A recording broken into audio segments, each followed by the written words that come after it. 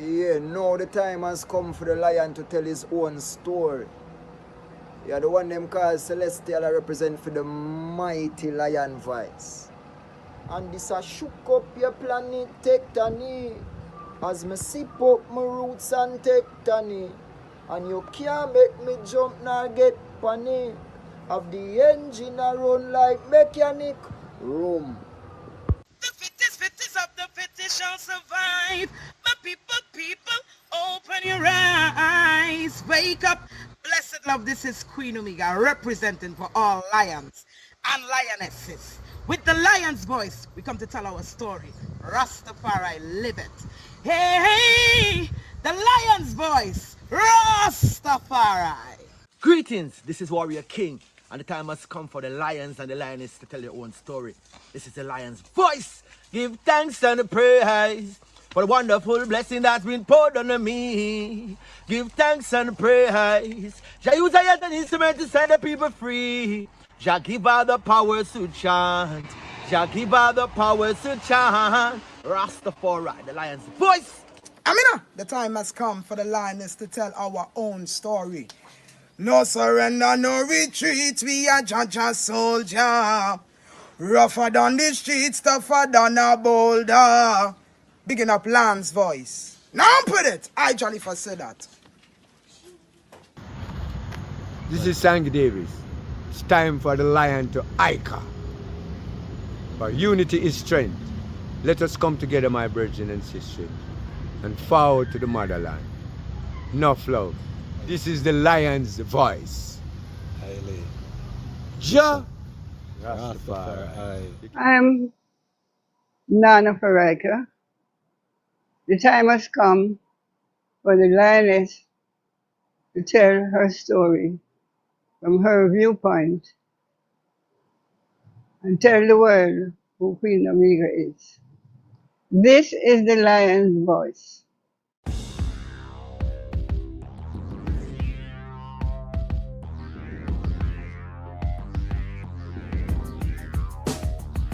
Well, lion voice, tell them that's the people first choice. Lion voice, make the lioness them feel nice. Lion voice, with the lion cubs we sacrifice. Lion voice, got to show the people them the life. Lion voice.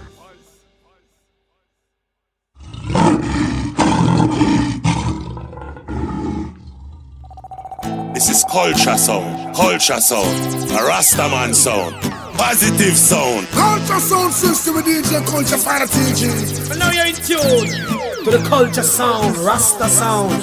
Culture sound, because of DJ Culture Fire TG. I help coming from the true living eyes, Imperial Majesty Emperor Haile Selassie I, who created Zion and earth.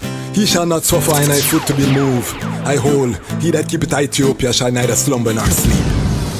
Well, youths in the streets right now, riots in your town now, Babylon them burning down. One bad police right now, riots in your town now, Babylon them burning down. No justice, no peace right now, riots in your town now, Babylon them burning down. The fire now cease right now, riots in your town now, Babylon them burning down. The youths them rise against brutality, man a kill another man for your salary. Them train them at the shooting gallery, black and loot, you might lose all your family. Them defend white supremacy, so them see the African as them enemy. Yeah, I'm gonna say culture sound like this for centuries, them sick mentally. That's why we have the out in the streets right now. Riots in your town now, Babylon them burning down. The year is 1892, and the land of Ethiopia has been experiencing 4 years of terrible famine and drought. They call it the Kikuken, or the evil days. At least 1/3 of the human population and 90% of the cattle have died. The hyenas have feasted on so many carcasses that they have become overweight and barely able to move. Just when the people could take no more of the evil days, a woman named Wasiro Yeshimabe is giving birth in a place called Erjersa Gora. This is her 9th attempt to bring forth new life. Her previous 8 attempts only resulted in death. Will this child live? Thankfully, a healthy baby boy is born. His first cries are drowned by thunder and lightning flashes across the night sky. The heavens open up and torrential rain starts to fall. Ethiopia's drought is over, and the baby boy is given the name Tafari, meaning one to be feared or respected.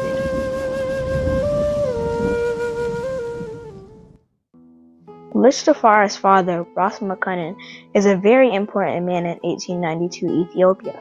Although he is overjoyed at the birth of his newborn son, he cannot spend much time with him. Ras McCunnan is the governor of Harar and must get back to the famous walled city to deal with its affairs. Furthermore, he is the foreign minister of Ethiopia, and having traveled to different places in Europe, he is very aware of the material and military advances they have made and the looming threats they pose to his country. Ras McCunnan knows that the majority of Ethiopians have no idea what is coming, and that he has to work that much harder to secure the realm. Lich Tafari would grow up to become the legendary emperor, Haile Selassie I. To understand his journey, we must first understand the Ethiopia that he was inheriting, and what it was like when he was born in 1892. Get your copy of Kwesi Bansu's book, Haile Selassie I, Ethiopia, Volume 1, The Rise of the Priestly Warrior Kings, and increase your knowledge about the history, politics, and culture of Ethiopia in 1892, and how it connects to the rest of African and world history at the time. Haile Selassie I, Ethiopia, Volume 1 is available for purchase at www.bookmanexpress.pub. Please visit for more information.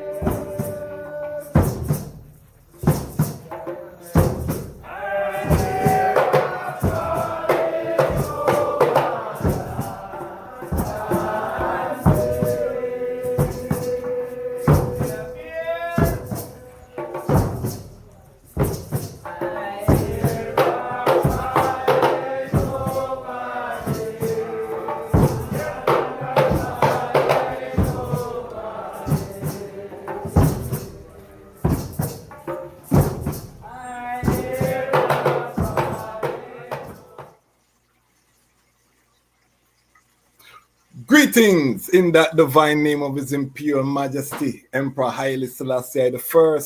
Glory and honor in the name of his chosen queen, Empress Waziri Menen. My name is Kwesi Bansu, aka the Chasmatch Kwesi, aka Ras Kwesi, aka the Reading Ras, aka the Pan-African Happy Man. I'm a creative industry attorney, I'm an author, I'm an artist, I'm an actionist, and right now I am the host of Lion Talk Live. Welcome to the Lion Voice Network, and welcome to Lion Talk Live, where the lions are telling our own story. We are live in the midst of the Armageddon. I've been telling the people for so long that Armageddon war is coming, and we had the reasoning about the fear mongering. As we speak, the Russian Federation has told NATO to be on standby. They're going to respond to missile strikes. So we have a European land war in process right now. The Middle East, they just had a ceasefire, but we know that's only temporary. We are making preparation as Ras Tafari. We had told the nations long time, until the philosophy that whole one race superior on another. You let them know I'm speaking to the choir. We told them these things. The nations didn't hear, and they're doing what they're doing. However, Africa's Armageddon has passed. We're going to be doing an episode 534. People just received their Ghanaian citizenship. We have some exclusive footage. So this Saturday, we're talking about some of the progress that's being made at home as the nations prepare for war. I prepare to build Zion. The stone that the builder refused has become the head cornerstone. And tonight we have a very special guest. We're going to be talking to one of the elders whose name is written there. Still with I. when we talk about the EWF, when we talk about the solution, because the building of Zion is not going to happen without the institution that is Imperial Majesty left for I and I. I'm not a member of EWF currently. I've never been an official member, but I do plan to become active because as every Rastafari, the history is something that you learn as a young Ras. Dr. Malaku Bain, who went to Howard University, which is I and I alma mater, you know what I mean? So, of course, we would have to learn about the EWF and the rallying. And when you read the Constitution and you see for the black peoples of the world, and then you see to carve out a place in the sun, you know what I mean? Some prophetic, powerful utterance, you know, prophetic utterance encapsulated in the EWF that was created by His Majesty. So we're going to go deep into that history tonight. If you have your questions, put them in the comment section. This is an interactive platform. So if you're new and you're joining us for the first time, and enough people are coming in, trust I. You know what I mean? The Lion Pride family, them coming. But if you're new to the platform, you have a question, put it in the chat. The guests and I will, you know, try to answer as many questions as we can. So we keep it. It's a community reason. It's not just I reasoning with the brethren. It's a global family having a reasoning. And this is a platform for high-level Rastafari reasonings. You know what I mean? We don't get a chance to burn a chalice and sit at the foot of an elder so much again, because the whole time is going so rapidly and most people working to survive and pay their bills right now. You know, that's what's happening on earth. So we need these platforms. So before I get into the guests, let me just big up the Lion Pride. If you subscribe, you're part of the Lion Pride. We just hit 14,400 plus. We're racing toward 15,000. Our goal was 10,000 for the year by January 1st. We've exceeded that. We are the fastest growing Rastafari platform on the internet. We're doing about 1,000 subscribers every strong right now. And I just want to big up, you know what I mean, the audience tuning in from all sides of creation. You know what I mean? We're building something special here in real time. So for everyone has been from early, I love you know. For those who are just joining us, I love you know, same way. You know what I mean? Big up the Lion Pride on Patreon. You saw in the beginning with the Naya Bingi chanting. We have 25 people who are now part of the economic engine of this platform. I'm just a representative. I represent a community, a audience of like minds that want to see a change, that want to make sure that we preserve the history, that love this culture that was given to I and I, handed down, you know what I mean, from the Wola Mountains. And we value it, you know what I mean. 25 of us so far who are contributing financially to this platform. I'm asking my family, help us. We're trying to reach 100 people in the Patreon by January morning.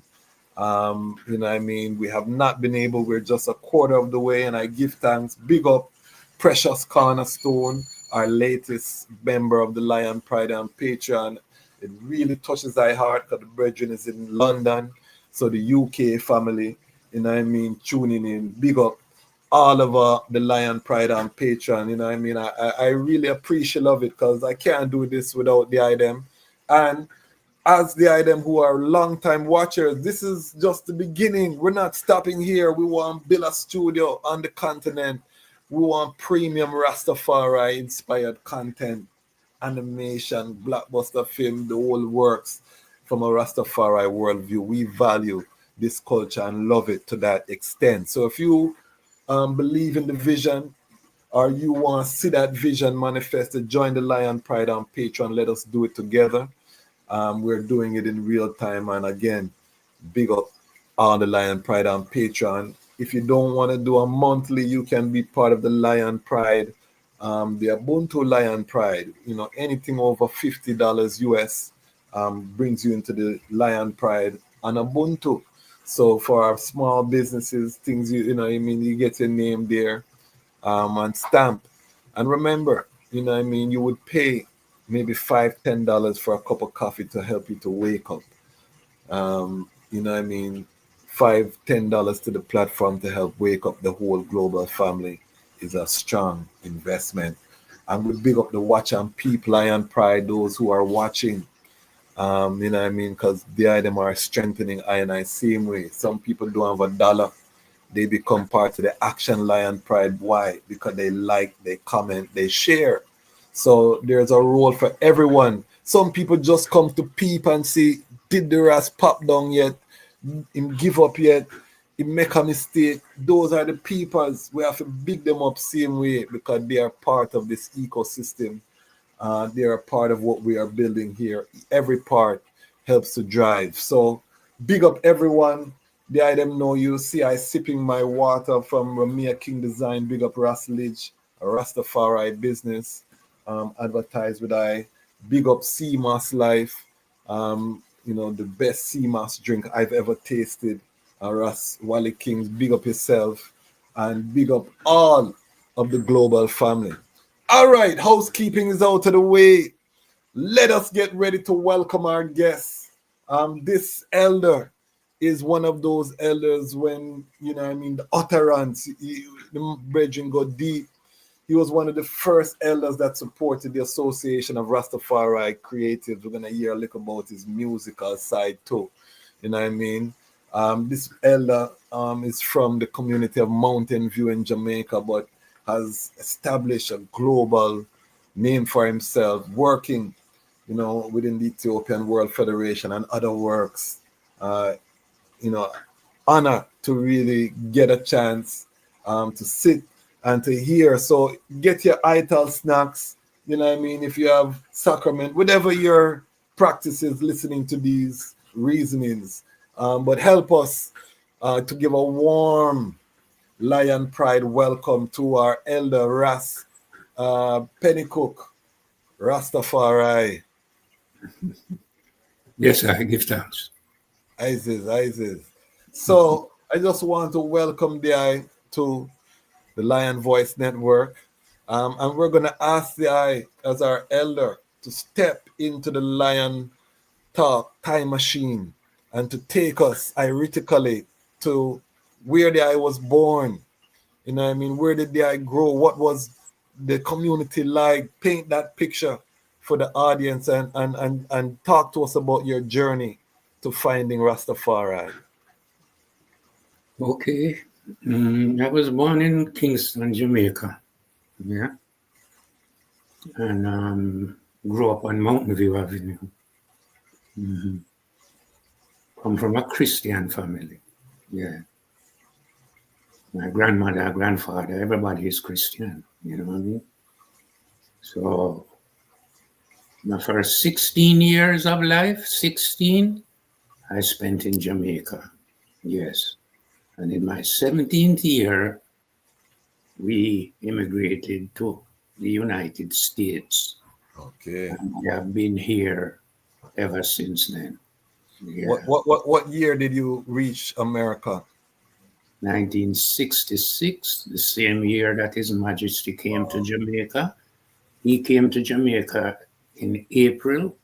I left Jamaica in maybe about June or July. So did I get a chance to see His Majesty at that visit? No. You see, at that time, I was 16 years old. Well, I was 15. I didn't reach my 16, but I was going to my 16. Yes. And at that time, I had other interests. Yes. Well, what the Rasta was saying, it never really tickled my ears. I had other interests. Yes. So when I leave Jamaica, I never know nothing about His Majesty. And then now I come to America as a Christian. Yeah. Okay. And that is where my trad in America started. Okay. So what was your first memory of having the, of Rastafari in America? Okay, now I was in America for about 5 years. When I reached 21. And those 5 years seems like it was a lot more. You know what I mean? Yeah. So in the 5th year, I used to go to the Rasta them to get my ganja because I love ganja, right? So one night, brother, well, him take me there because him know the people. I don't know the people. Him know them, so him take me there. And it's some Rastaman house. So while we in there, he said to me, Pennycooke, which says Selassie is God. Now, that's a strange question coming from him. Because, yeah, because that is my schoolmate. Yeah, my schoolmate. He knows everything about me. Yes. So when he asks me that question, he knows that I'm going to say no. But he's more interested in how I go handle it in front of the Rastaman them. Okay. Because him know, him angling it in a way where him go tell me how him angle it when we leave, but I don't know him angle it, him say him angle it, all right. So when I go now, I said to him, I don't know nothing about Haile Selassie the first.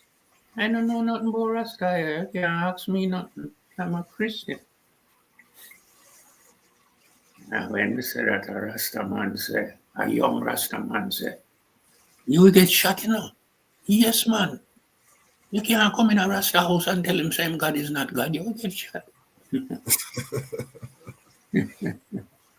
Now, the elder now who was in the apartment with us, he heard what was going on. And he heard what the brother said to me. And then he said, no, leave the youth alone. You don't see he's an honest youth that. When that youth tell you that Selassie is God, you don't have to doubt him. That's what I remember them words till today. Because when you say it, you know, I was not a Rasta man. I don't know what him talking about. I know what him said, but it don't relate to me. So when I leave the night now, me and the brother, we said to him, him said to me, why? You see how you deal with it when you're in there? And not so me deal with it, you know. So how you deal with it? Me not tell them what me say. Me tell them what them want hear. So me tell them, say, yes, man, you miss God. So me say, wait, he's a hypocrite.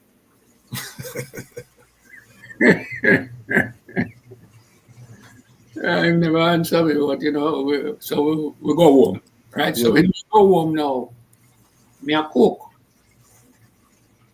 And me a meditate same time, say, it can't be you, how it for be you?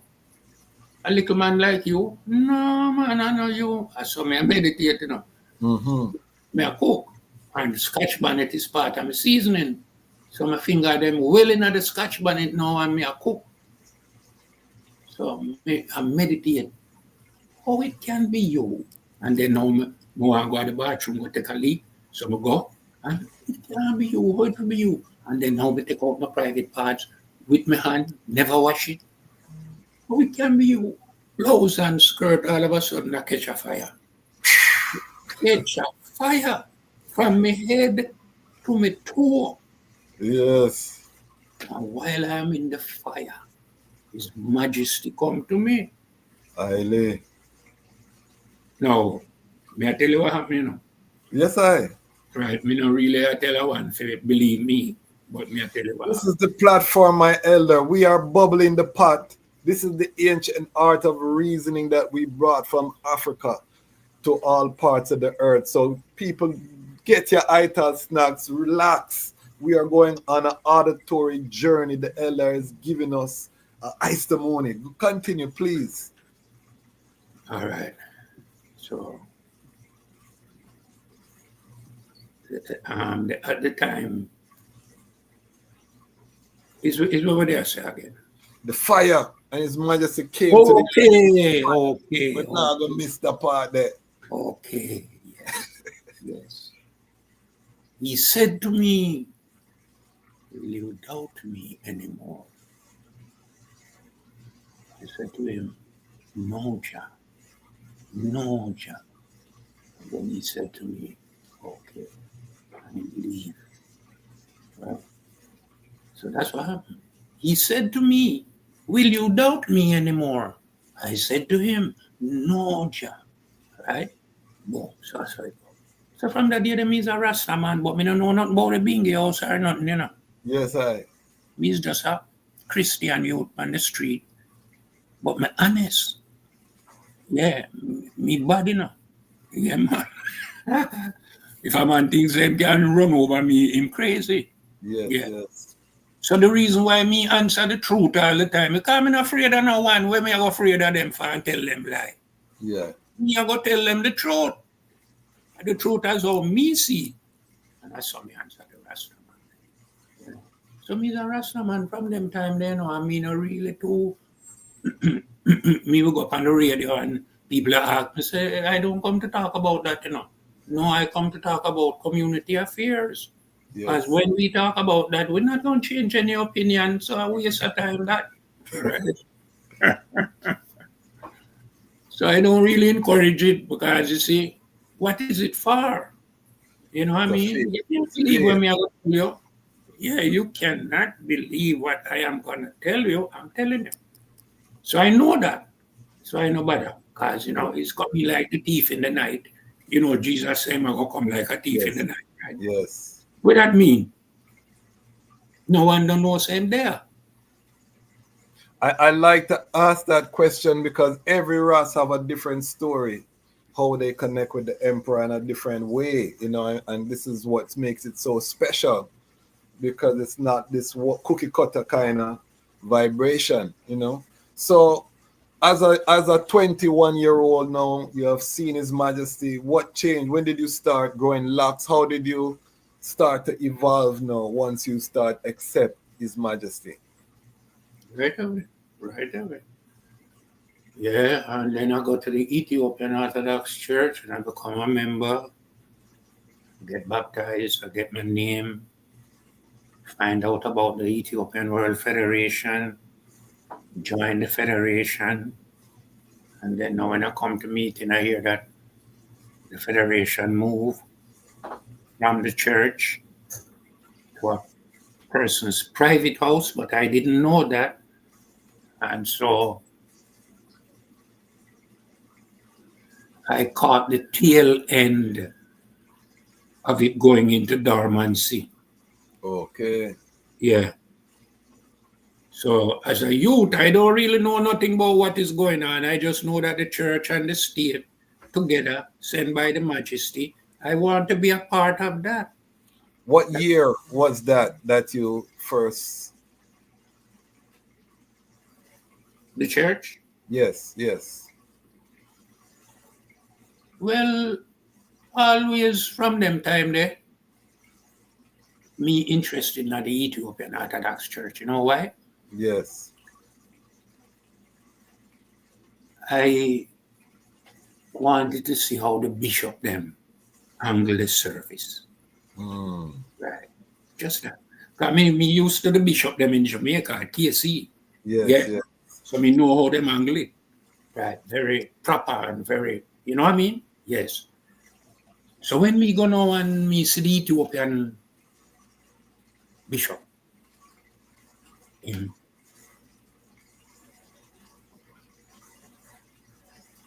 him just like regular people. Yes. Yeah.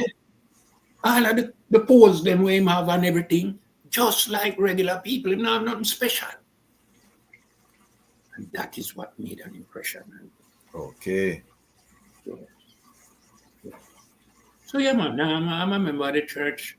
You know, I remember one time a priest said to me, Pennycooke. No, him said, Gabriel Mariam. He never called me Pennycooke. He called me Gabriel Mariam. Gabriel Mariam. Can you show me Ras Tafari in the Bible? Some say, wait, what kind of question? I say, all right. Is Haile Selassie the first in the Giz Bible? Him say yes. Him say, is it in the place where Jesus Christ is supposed to be? Him say yes. Him say, Abba Addis, I've just shown you Ras Tafari in the Bible. him never say no, him just look at me and give me a little funny smile and walk away. But me answer him question, right? Yes. And me never know it in there, me just ask him if it in there. I know what it mean. Yes. So it must in there. And it in a Jesus Christ position. Sure, I don't want to talk about that, because that's something different. Yeah. But what we are dealing with now is with me, right? You're asking about me, right? So I don't know if you finish asking about me.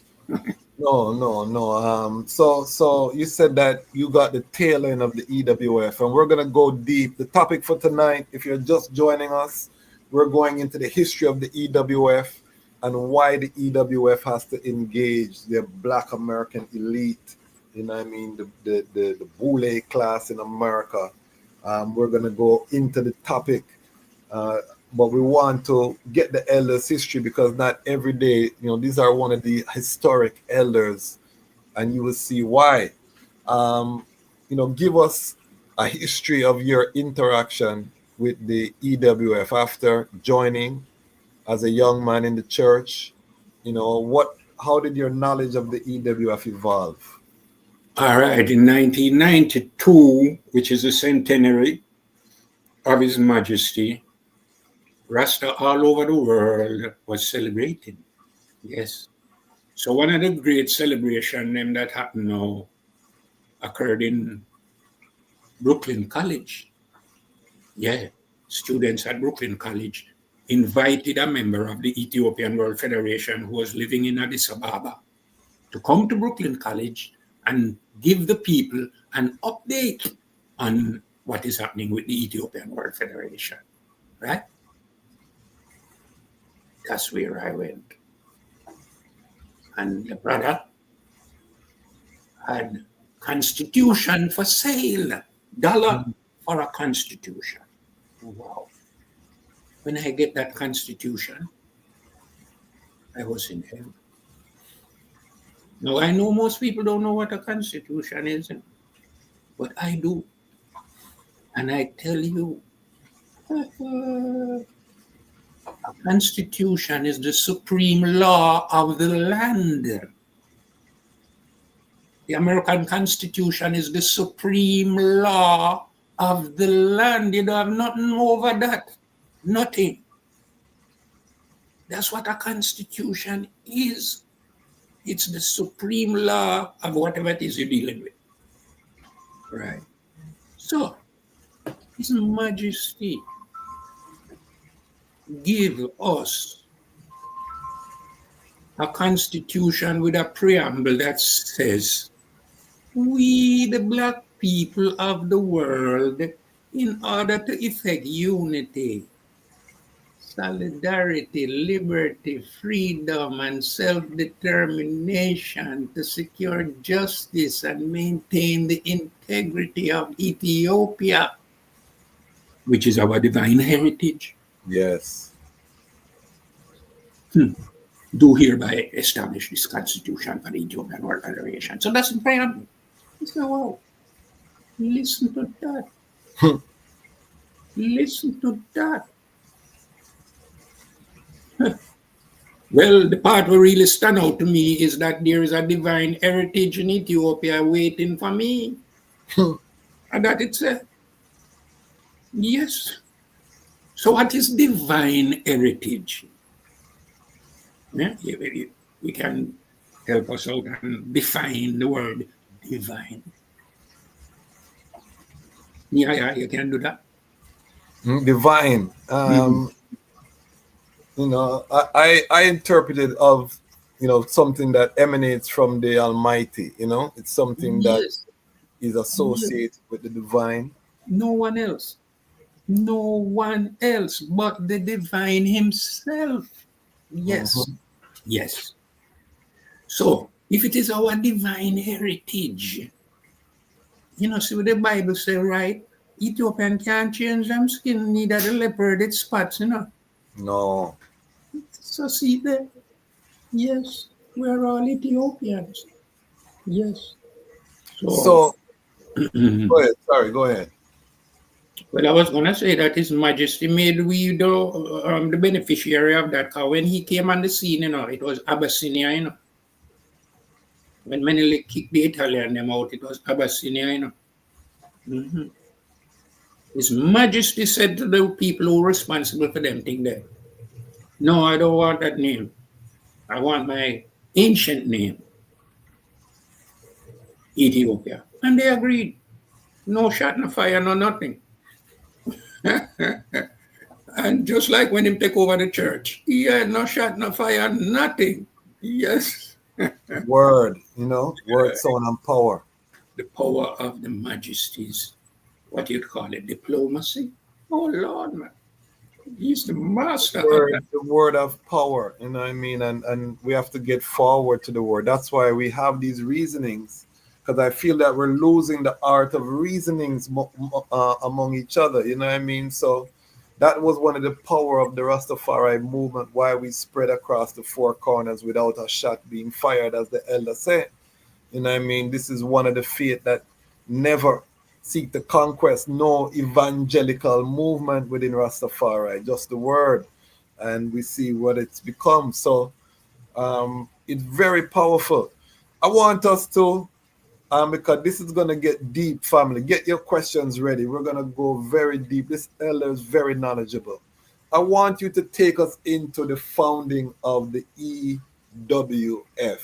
Set the stage. There are people who are going to watch this. This is their first time hearing of the EWF. Set the stage. Give us the history. Why did Haile Selassie create the EWF? Who created it? Who was responsible? Let us set the ground. We're bubbling the pot, family. We're seasoning the thing. We're making sure that the thing will simmer. So we're going to take our time till we get to the what needs to happen. Set the stage for us, Elder. What is the EWF? Okay, when Rome, Italy, invaded Ethiopia in 1935, it created amongst Black Americans, among others, a sense that we cannot stand by and allow this to happen, because Ethiopia is the last country we've never been colonized, and it is our black man last hope. If Ethiopia is conquered, that's the final victory for the white man over the black man. You say what? So weird. How them know them thing there? And you go find out say the black people in a them time there. Wow, a Ethiopianism them call them thing. No Pan-Africanism, Ethiopianism. Yes, we go have to find out where them did that talk about. Can me find out what is Ethiopianism? And it is good.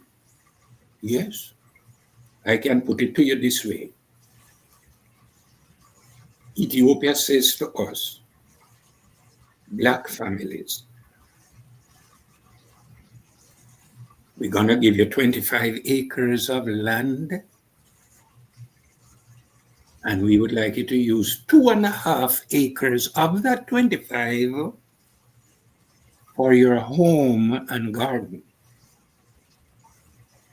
That's the instructions from the Ethiopian government to the administrator of the land grant. He is being told what to do with the land grant. Okay. Now, I don't know if we really want to go that far fast. I'm going fast. You know what I mean? So, Right up, Asian, because this is a global audience, and we don't want to assume who knows what. Right up. Yes. No. Yeah, what would I say? You were talking about the Italian invasion, His Majesty wanting to not allow them to have domination over I and I. and you were setting the early stage. All right, so the Black American, represented all of us when they went to him and say they come to help, they want to help, they want to come and fight. And they started to sign up in Harlem, thousands of black men. Yeah. The American government saw that. And they got frightened. So they went into the legislature's chamber and came out with new laws. The new law said no Ethiopian can go and fight. If you fight, you will be arrested. It said more than that, but it tell the people, say, you cannot go and fight in Ethiopia. Yes. If you go to Ethiopia, you will be arrested. Blouse and skirt and put a damper upon where the people are do. So you never have a whole heap of people go, but you still have to rebel, let me go. Yes, man. And history they have to tell you that, so yeah, So that's where it started, Yeah, because you see, it's because of that he had to do something. All right. So what he did know when the black people come to him and said to him, them want to help him, say, all right, here it is, the Constitution. Organize the race and come and help him. That's what they did. Marvelous job. Marvelous job. Show us talk about Malaku Ben, please. Well, yes. He is Dr. Malaku Ben. Yes, please. Correction. No need, right? But that's what he is, yes. And he is the personal physician of His Imperial Majesty. Yes. His Majesty sent him with the Constitution to Harlem to organize black people. You see how important he is? Yes. There's an article written by William R. Scott entitled Ethiopian Emissary, Dr. Malaku E. Bayen, Ethiopian Emissary to Black America, 1936 to 1941.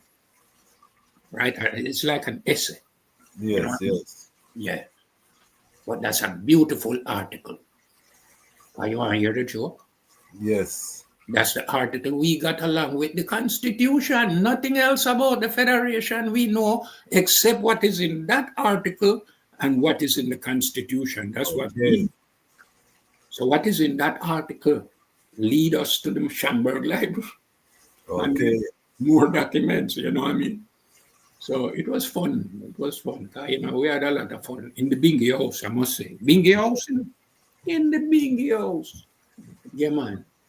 And them time there, may I tell you, Rasta man, intelligent, brilliant, Rasta woman too. Yes, man. Because in the Bingy House, we get the Constitution, no one is there to help us. We have to go figure out how this thing works. Okay. Yes. So we had to study it page by page until a comprehension came. And then now we say, yes, we know what to do.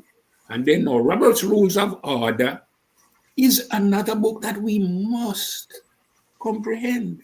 We must implement. Yes. Why? Because it is unity. That book named Unity, but it named Robert's Rules of Order. But it really could name Unity. Because it's going to show you how to unite. So what it does now is show you how to take a lot of people and have them speak as one. Yes. So you have to come up with rules and regulation and structure. Yes, man. And then the people go love it. Because part of the structure, is that you can object and say that is not constitutional. The Constitution should change, and you could do that. Mm-hmm. I've heard people say they would change the Constitution, and they talk about things like dues. which is 10 cents per week. 10 cents per week. Yes. Members are embarrassed by that. Embarrassed, you know. Yes. So much so that they have proposed $10 a week. So $10 a week? Well, hold on a minute. You don't even stop at $1, you go and we are $10. So we have heard all kind of things related to news, but it's still 10 cents a week. Because the only way you can change that is through a process. Yes.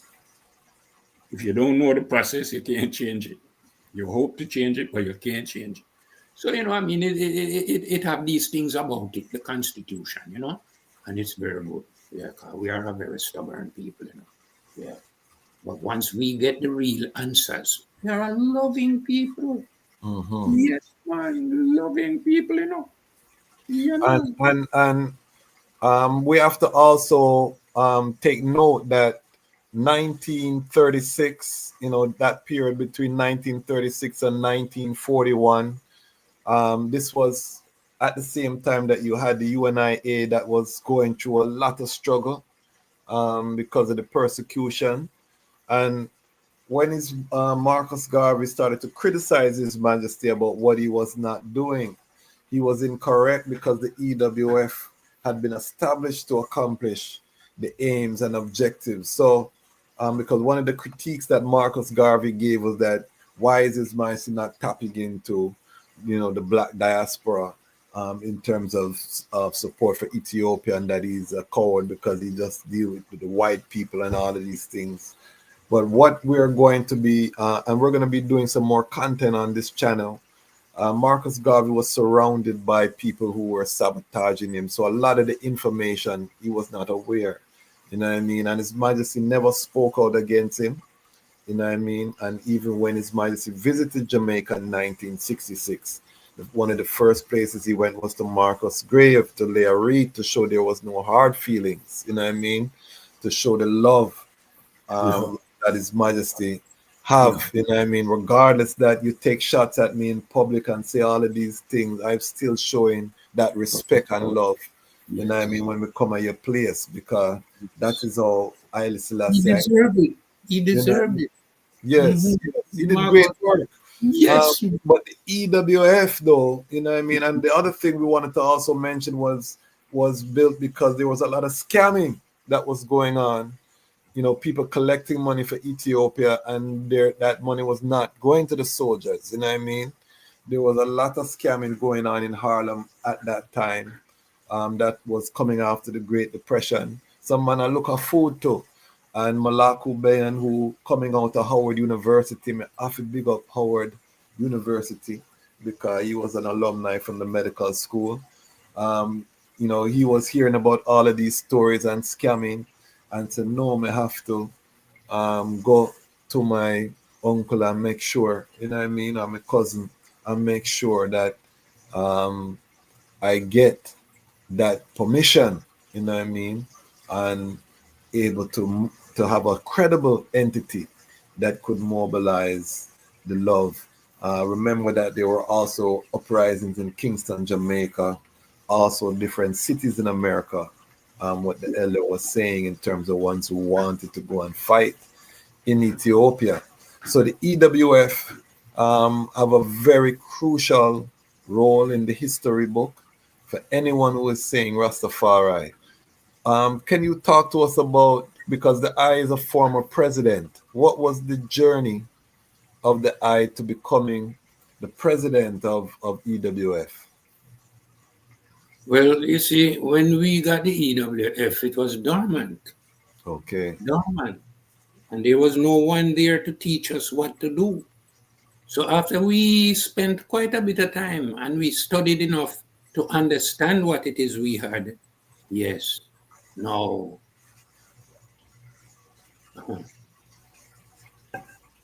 That was 92. By 99, we had an election that was presented to the court. Okay. Now, It wasn't just presented to the court. The court was advised that we were having an election, and they were advised to send a representative of the court to the election to observe it. And they did. All right. So after the election, now he made a report to the judge, and the judge certified the election. Now that certificate seems to be a mystery to a lot of people, including lawyer. Yeah. Because I hear them saying that this person is certified, and what they're showing you as certified, that don't have nothing to do with nothing. That's a piece of paper you can go and pay a few dollars and get them put stamp on it. Anyone can do that. Yes, yes. Yeah. What it is, it must be a document from the court signed by the judge that says, hear these all men. Yes, yes. Hear these all men. The Ethiopian World Federation has held its election, and the court has scrutinized everything, and the federation are in substantial compliance. Why would me hear them words and say, win? And for those who don't know, there was a litigation in New York around, what the proper EWF. There were different factions. We're not going to get too much into the division part because this is a Unity platform, but it's a historical fact in New York that the elder is telling us about in terms of, what the elder is saying. So I just want to set that so people can understand what the eye is speaking about. All right. Yeah. Exactly. What is it that's speaking about? Because so much things, you know what I mean? Yeah. The court case yes. came to what was the decision?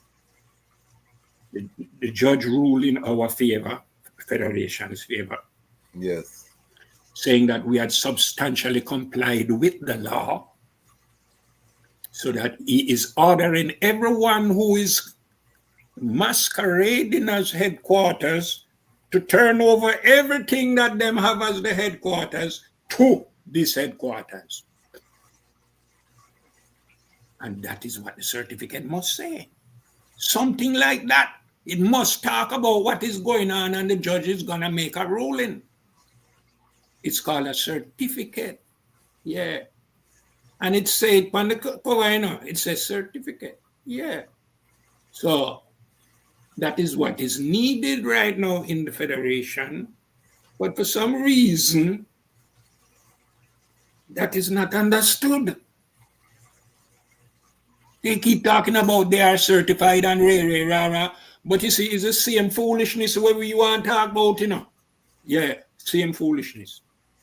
But I don't want to jump ahead, Yeah, I don't want to get into that part there because that is a whole subject. But I want to so the year that the I presidency started, and what was the number of the federation, because I know you have local number this, local number that. What was the number that was certified? About 40 locals. There's about 40 locals. Yeah, and it was building 40 and plus, and then every year we had more, and it was just, man, we had the whole race united, man. Because we know how to do it. Yeah. You got to show the people what it is so that they will know what you know. You don't want to know nothing where people don't know. Mm-hmm. What were the years that the I was the president? I'm a president from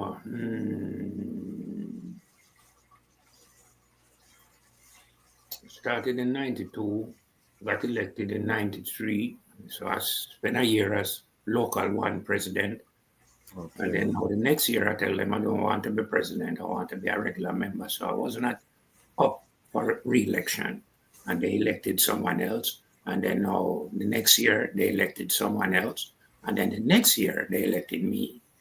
And then they elected me every year after that. So that's what, 93, 94, 95, 96. Right. So from 96, and I had 1 year already. 96, 97, 98, 99, 2000, 2001, 2002, 2003, 2004, 2005. That's 12 years. 2006, 2007, 12 years. Yeah. Me never even know, I just know me, I check it. Come Yeah, and watch that thing there. It's more than 12 if it's to 2007 from Yeah, from 2000 from early 96. days. Yeah. Mm-hmm. No, it's a good amount a year. So what were some of the achievements of the reign? Well, we were able to re-establish the legal personality of the Ethiopian World Federation in Ethiopia. Okay. We also did it in America too, because you had to get it done in America before you can go to Ethiopia. So we had to get it done in America. Yes. And so on. I had to learn how to do it. You know, the Ethiopian government is our teacher. So they taught us what to do. And we did it and got through. And we were so happy, right? So they said the Ethiopian government is our friend, you know. Yes, man. I have to tell the people that because they have always been our friend. I don't know of them being our enemy. I hear people talk about this, that, and the other, but I don't know nothing about that. You understand? And Ethiopia is a funny place, you know. You have to deal with the law. It's a, hey, don't come here with your lawlessness, you know. No, we can't put up with that. We are law-abiding. Yeah, man, Ethiopians. Yes, man. No, them tricky doing, okay, you know, them we use the law and trick you and then you lose the case and you have the evidence to win. So all that go. Yes. You have to know what you're doing. Yes. So your tenure as the president, you know, you established a legal identity, established legal identity in Ethiopia. What was the vision, you know what I mean, that they had as EWF? Because why it's important is because this platform, we talk about repatriation, and we always hear EWF was the vehicle that was created to facilitate repatriation. But what was your overstanding, the I overstanding, and what was the I vision as a president? Okay. Solomon Wolf? Yes. That's the person with the vision. Okay. I am following him. Okay. Solomon Wolf is the one that His Majesty selected to be the administrator for the land grant, which means him in charge. The headquarters, when them find that out, oh Lord, man, they went crazy. They filed a document with the court to mash up the federation. Yes, it's called a certificate of dissolution of corporation. You know the family? Yeah, man. Yes, man, dissolution of corporation. The man them pull it out and sign it and file it in the court. That's how we know, you know. Yeah, them little culprit there. We want to know is who. See it here? Boom, boom, boom. All right. So them file it in the court and things so them are going to win. So when the white judge now read it now and say to them, say, listen, man, no. This corporation is perpetual, you know. You can't mash it up where you deal with. You can't only put it down. You can't mash it up. The next generation, if them find out about it, them go with it. Trust me, you can't stop it. And I saw it go. Stop them from mash up the federation, you know. If the Majesty never put in the word perpetual, one little word, perpetual, in the corporation, them would have mashed it up. Yeah. So you see, them take it from 1948 until whenever it is, where they never did take care of the land. Yeah. It's not say we just come on the scene and get no, we never deb out when this thing officially set up. Yeah. Talk to about who were the early EWF members. Who were these people? You know, because this is how I and the Elder really started, and this is gonna bring us into the topic. Because you know, he was saying that we need the Black American elite to really, you know, we need to join with them if we're going to save the race, if we're going to elevate the race. And then he was telling I about the early EWF members and who His Majesty was targeting with the early EWF. So I want to just go into the topic. Who were the early EWF and why is this important to target these Black Americans? Well, the E.W.F. started out as an organization to unite the Black race around the world and bring them to the help of Ethiopia. Yes. Right. So, a lot of Black people got involved in the beginning. Right. But it started in 1937. Mm-hmm. Maleku Bayen, as the Ethiopian emissary to Black America, is like the what you don't call him now? Advisor. Yes. Yeah. He have the ears of His Majesty. So anything you need, check the Majesty, boom, we'll get it. Boom, boom, boom. That's how it go. All right. So the Federation I do good. Yes, ma'am. By 1941, Maleku dead. At 41. He is 41, you know. Him dead in 41. Yeah. They say he died of exhaustion, overwork. If that is not something that I want to look at, I don't know what is. Yeah, man. It's very, very spooky. Yes, man. So then now let's just leave that alone. So then now it go on to another Ethiopian. His name is Abebe. Of the ear of His Majesty. Can you communicate? All right. By 1943, Boule take over.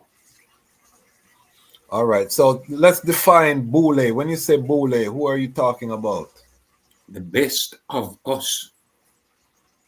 The best of Black people are called Boule. The best of us, you know.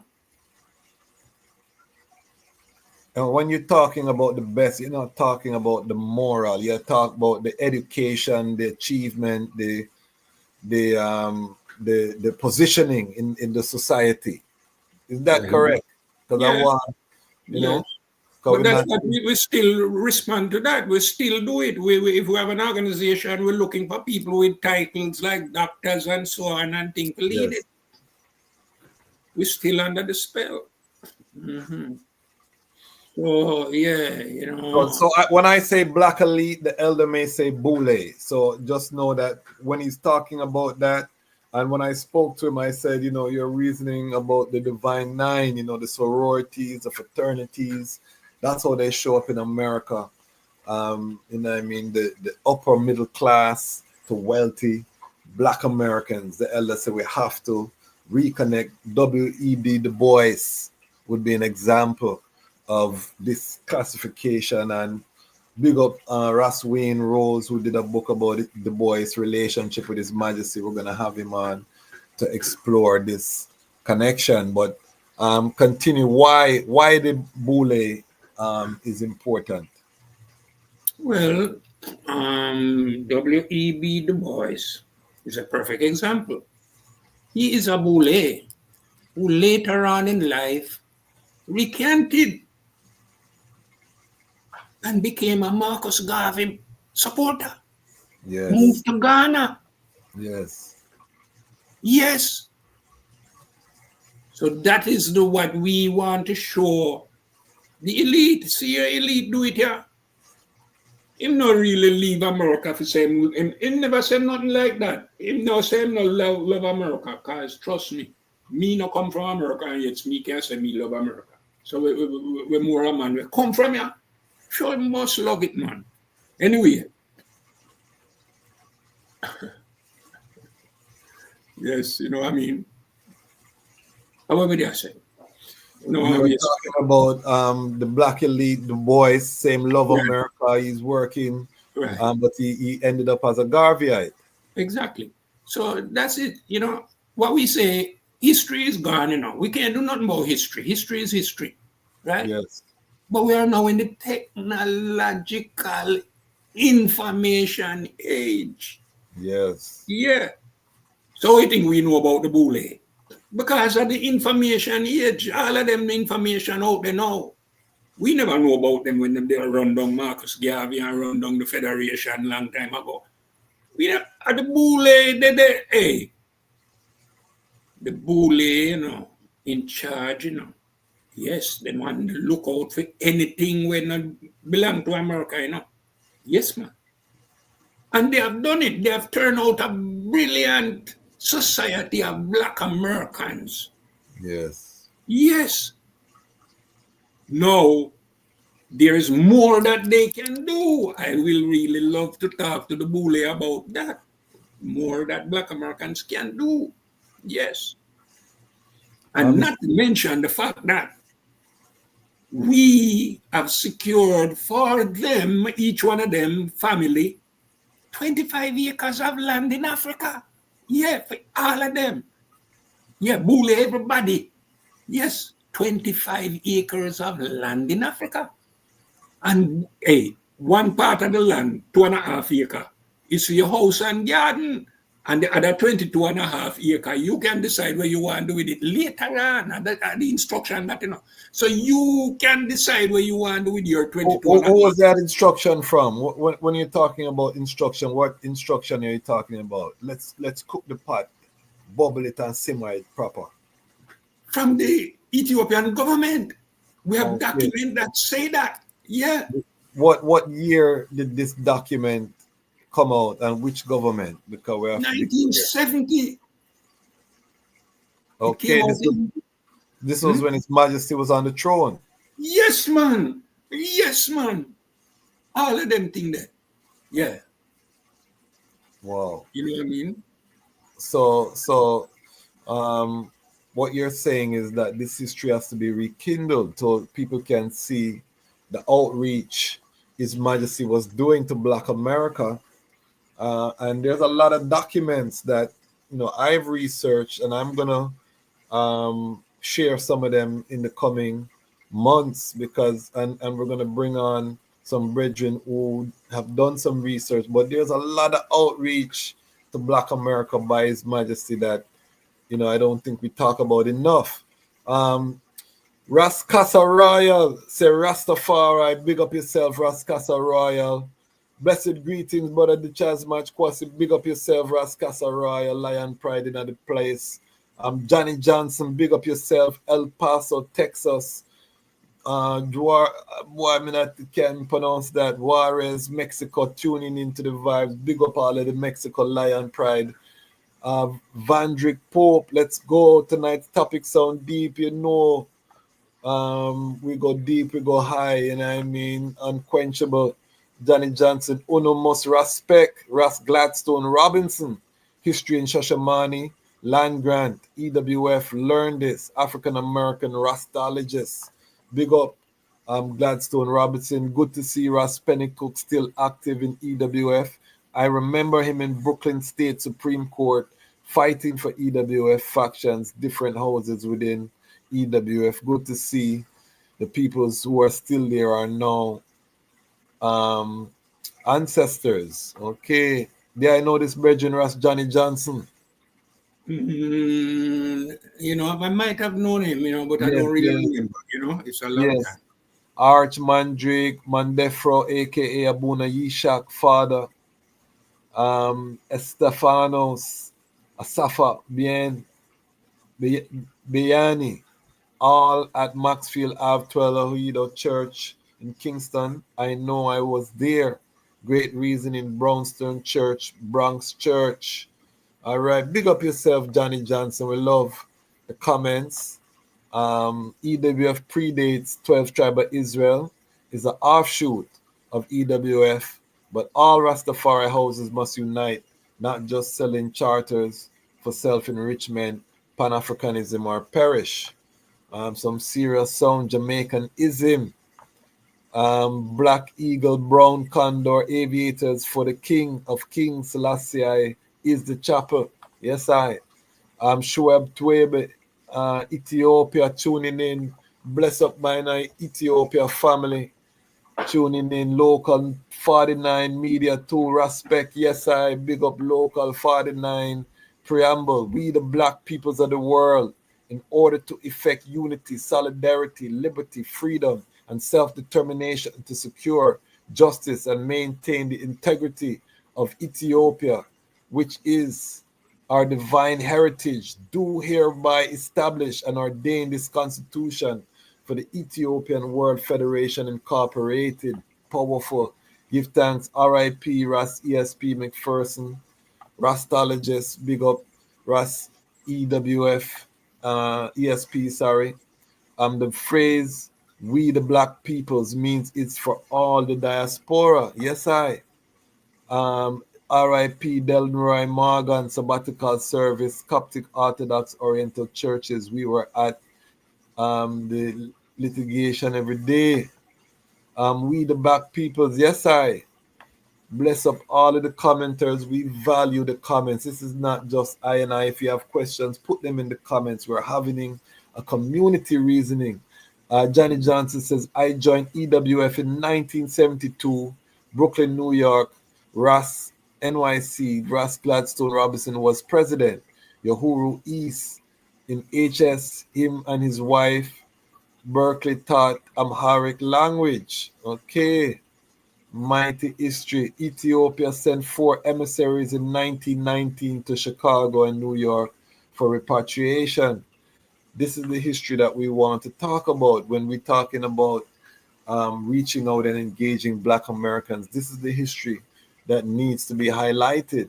Danny Johnson, I met both Gladstone Robertson and Solomon Wolf in Ethiopia, Shashamani Land Grant, and filmed it with me and them reasoning about unity for all Rasta camps globally. Big up yourself, Johnny Johnson. K Street, Perfect Love, big up yourself, K Street, 1999. I met them on the land grant. Big up yourself. They look like VP Harris and Obama are Boule. That they are. I went to school with enough of them. I'm a Howard University alumnus, so I know them people there. J. Edgar Hoover was a Boule but tried to hide his African blackness. J. Edgar Hoover had a lot of self-hatred, which is why he hated Marcus Garvey so much. They must turn quote. The most aristocratic Boule globally are the Jamaican elite mulatto. I told the elder, yeah, that the Boule are all over. Him made more trips to the UN Americans than any land globally. Mohammed Diallo, big up Lion Pride.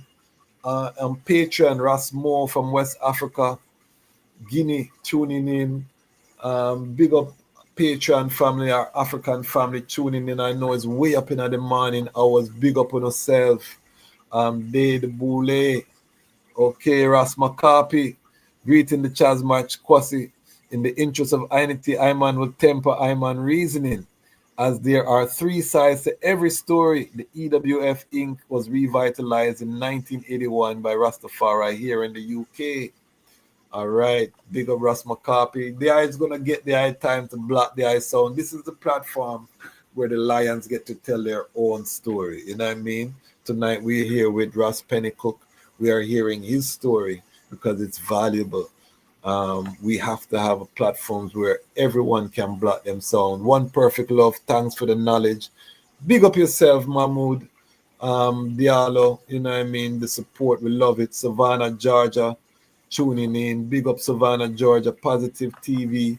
Again, all of your comments, you can put them down in the chat. We are here with Ronald Pennycooke, one of our elders. I heard about this elder long before I ever met him. The works with the EWF. We are hearing firsthand from Ras Pennycooke his journey, and one of the first things when we reasoned, he said we have to connect with the Boule if we're going to unite the race. You know what I mean? The Boule have to be involved. And when you talk about resources in America, when you talk about professionals, engineers, doctors, I went to a HBCU, so I know, and most of them are, part of these sororities and fraternities. And it makes sense because when you think about the human capital that we need to build Zion, to build the schools, the health centers, you're going to have to tap into some of these, university educated blacks who, a lot of them are part of the sorority fraternity system, which we would classify as that Boule. A lot of them families have, their families of professionals that go back generations.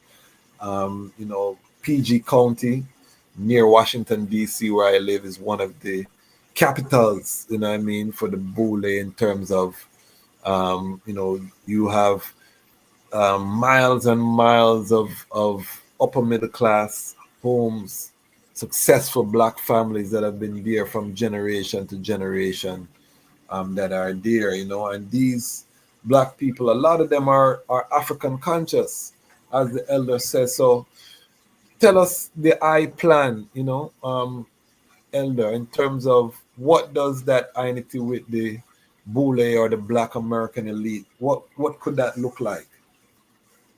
Okay, we have need right now to establish a bank for the black race. You hear me? Yes, I. A bank for the black race. And we have the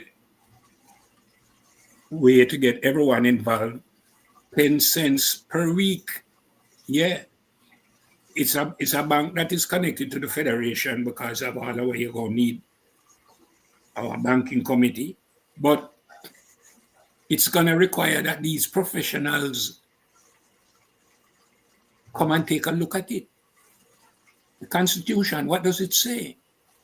What does it mean? Because it is given to you to organize the race, the whole race. That's bigger than America. Yes, you have been selected to lead the black race out of whatever it is we find ourselves in.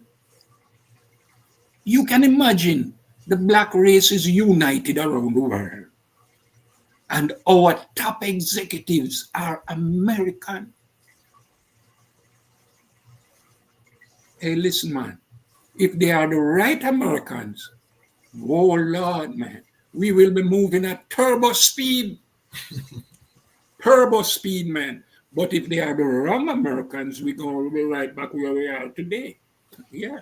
When you look at America right now, they put a lot of black people. You have people like Colin Powell. You have people. Even right now, the main military man in America is a black man. The UN ambassador to America ambassador to the UN is a black woman. They like to put black Americans in these positions of power. And you're right, they're sharp, but a lot of time the agenda is not something that benefit black people. Big up Bomani, who had his mixtape, The Black Colin Powell. He say, imagine if Colin Powell was put his talents toward black people, where we would have been. So I don't know, family. Is what the elder saying possible? How do I them see? Do we need the Boule, or do we just leave them? Because a lot of them, can you trust the Boule to do what they need to do? The brethren say, Hail him, Emperor Haile Selassie the first, Ras Tafari, glory and honor to his chosen Queen, Empress was zero men. And as for big up the brethren, all the Atlanta family tuning in. Mama, I fear, blessing my sister, Ancient Days, give thanks. Lion Talk, Sister Ifia will be returning. We have to get Sister Ifia forward on the platform. She has a lot to share with I and I. We're going to work it out. Keep up the great work. Blessings, family. And remember, we're asking ones to join our Lion Pride on Patreon, $5-10 a month, so that we can sustain this platform. So join us. This is a mission. Reverend Johnny Lee Johnson, MD, graduate of Spartan University Medical School in St. Lucia, training in public health, KSAC Jamaica, 1975. Titles and titles, ordained by Abuna Michael Gabriel Christos in 1984. So some information Johnny Johnson has share. We're going to have to talk to the eye, Johnny Johnson. That look like you want to share some information. A bank, yes. A tree planted by the river, bank. That is where the word comes from. Okay. Serious. So you see the kind of comments we get, Elder. It's a nice energy that we are able to share here on a Wednesday evening. Talk to us again. Other than the bank, how do you see this Boule class? And it was the Boule that sold out Marcus Garvey. How do we defend against those who put their own personal pocket above the interests of the black race? Because the history is not pretty when you go into the same Boule in terms of how many people them sell out. You know what I mean? How do we balance that part? We're in the information age. That's how we balance it. Information age. It's hard to keep a secret anymore. Yes. Very hard to keep any secret. So let us look at the information age and reassess our purpose. Yeah, we might be missing an opportunity to get rich. I mean, the Boule don't miss opportunities to get rich. I don't think. So you need to really come and let us take a look at this thing, man. This thing is important. As a matter of fact, it is for the whole race, It is for black people to show the rest of the world how to live, Yeah, that's what it is, If we really do what His Majesty said and provide every black family with their own house and garden in Africa, you won't have no poverty. You know what I mean? It will be a beautiful society, full of love. The visitors will wish they lived there. All of them good things is going to happen if we do what Him said. Yeah. And we can do what Him said. Yes, we have everything, including mathematicians and them people have to figure out everything, how much land Africa have, and it can share for 25 per family, and family is 5 people, and right? You know what I mean? So we have to go figure out how much black family in the world. I think it's about 1 billion black family. Yes. Mm-hmm. More than that, because Africa is 1.5 billion. But that's individuals. I'm talking about families. Oh, families. Okay. Mm-hmm. So when we say 1 billion families, we're just estimating, guesstimating, but we will get to the point of straightening that out and getting the real numbers. Numbers, yes. But what we were doing was to see if there was enough land in Africa to achieve this goal. 25 acres per family, and is 1 billion family. Is that 25 billion acres? I don't think Africa is that big. But we got to find out. Yes. Freeway Dread, big up yourself. Freeway Dread say, him say, no, the Boule, no. Him say, grassroots, yes. Something in the middle works best. In theory, big up the Lion Pride on Patreon. What do you say to brethren who say no to the Boule let us connect with African Americans within the grassroots. What would be the response to that? Well, the Boule is now the regular people. The regular people are Boule. Yeah, Boule don't need to do no more work. Boule can sit back and smoke cigar and drink champagne and say, look at our work. Right, and they feel proud. Black people have abandoned Africa. Black Americans have done that too. Yeah, for the most part. You Yes. still have those who really hold on, but for the most part, they have abandoned it. For the Boule, the Boule is constant on them, constant, and then provide them with means to make money. Yes, entertainment, sports, and so on and so forth, and get them big. And so that the whole country now is Boule. So let us look at this thing for what it is, man. It's the whole race we're talking about. We don't want to leave out anyone. We cannot leave anyone out of the race. No, you can't. You're born in the race, you're in the race. All right. But we're going to have to figure out how to work it out. All right. So it's not an either or. You're saying it's a and, both and. Yes, man. All of us is one race. All of us. That preamble that was read earlier, Yes. it's talking about all of us have a divine heritage in Ethiopia. We can go and check it out if we don't believe it. Yeah. So that is what it is. And I will say that a lot of black people within the Boule have a high level of competence. And as someone who has organized in the grassroots, a lot of time we have the competence, but we don't have the capital. And the Boule, a lot of them, you have a lot of black people who can write a $10,000 check and it now got impact or them move tomorrow, them have that to do. So we as the grassroots have to, as the elder say, build the bridges with those ones who are in those positions. I do agree. I tend to agree. I think we just need to have a filtration system. How do we filter to make sure that the sellouts and the people who don't have our best interests are not able to infiltrate because they have money and resources and then sabotage the movements, that is the key. And I think the as the elder said, in the information age, nothing is hidden.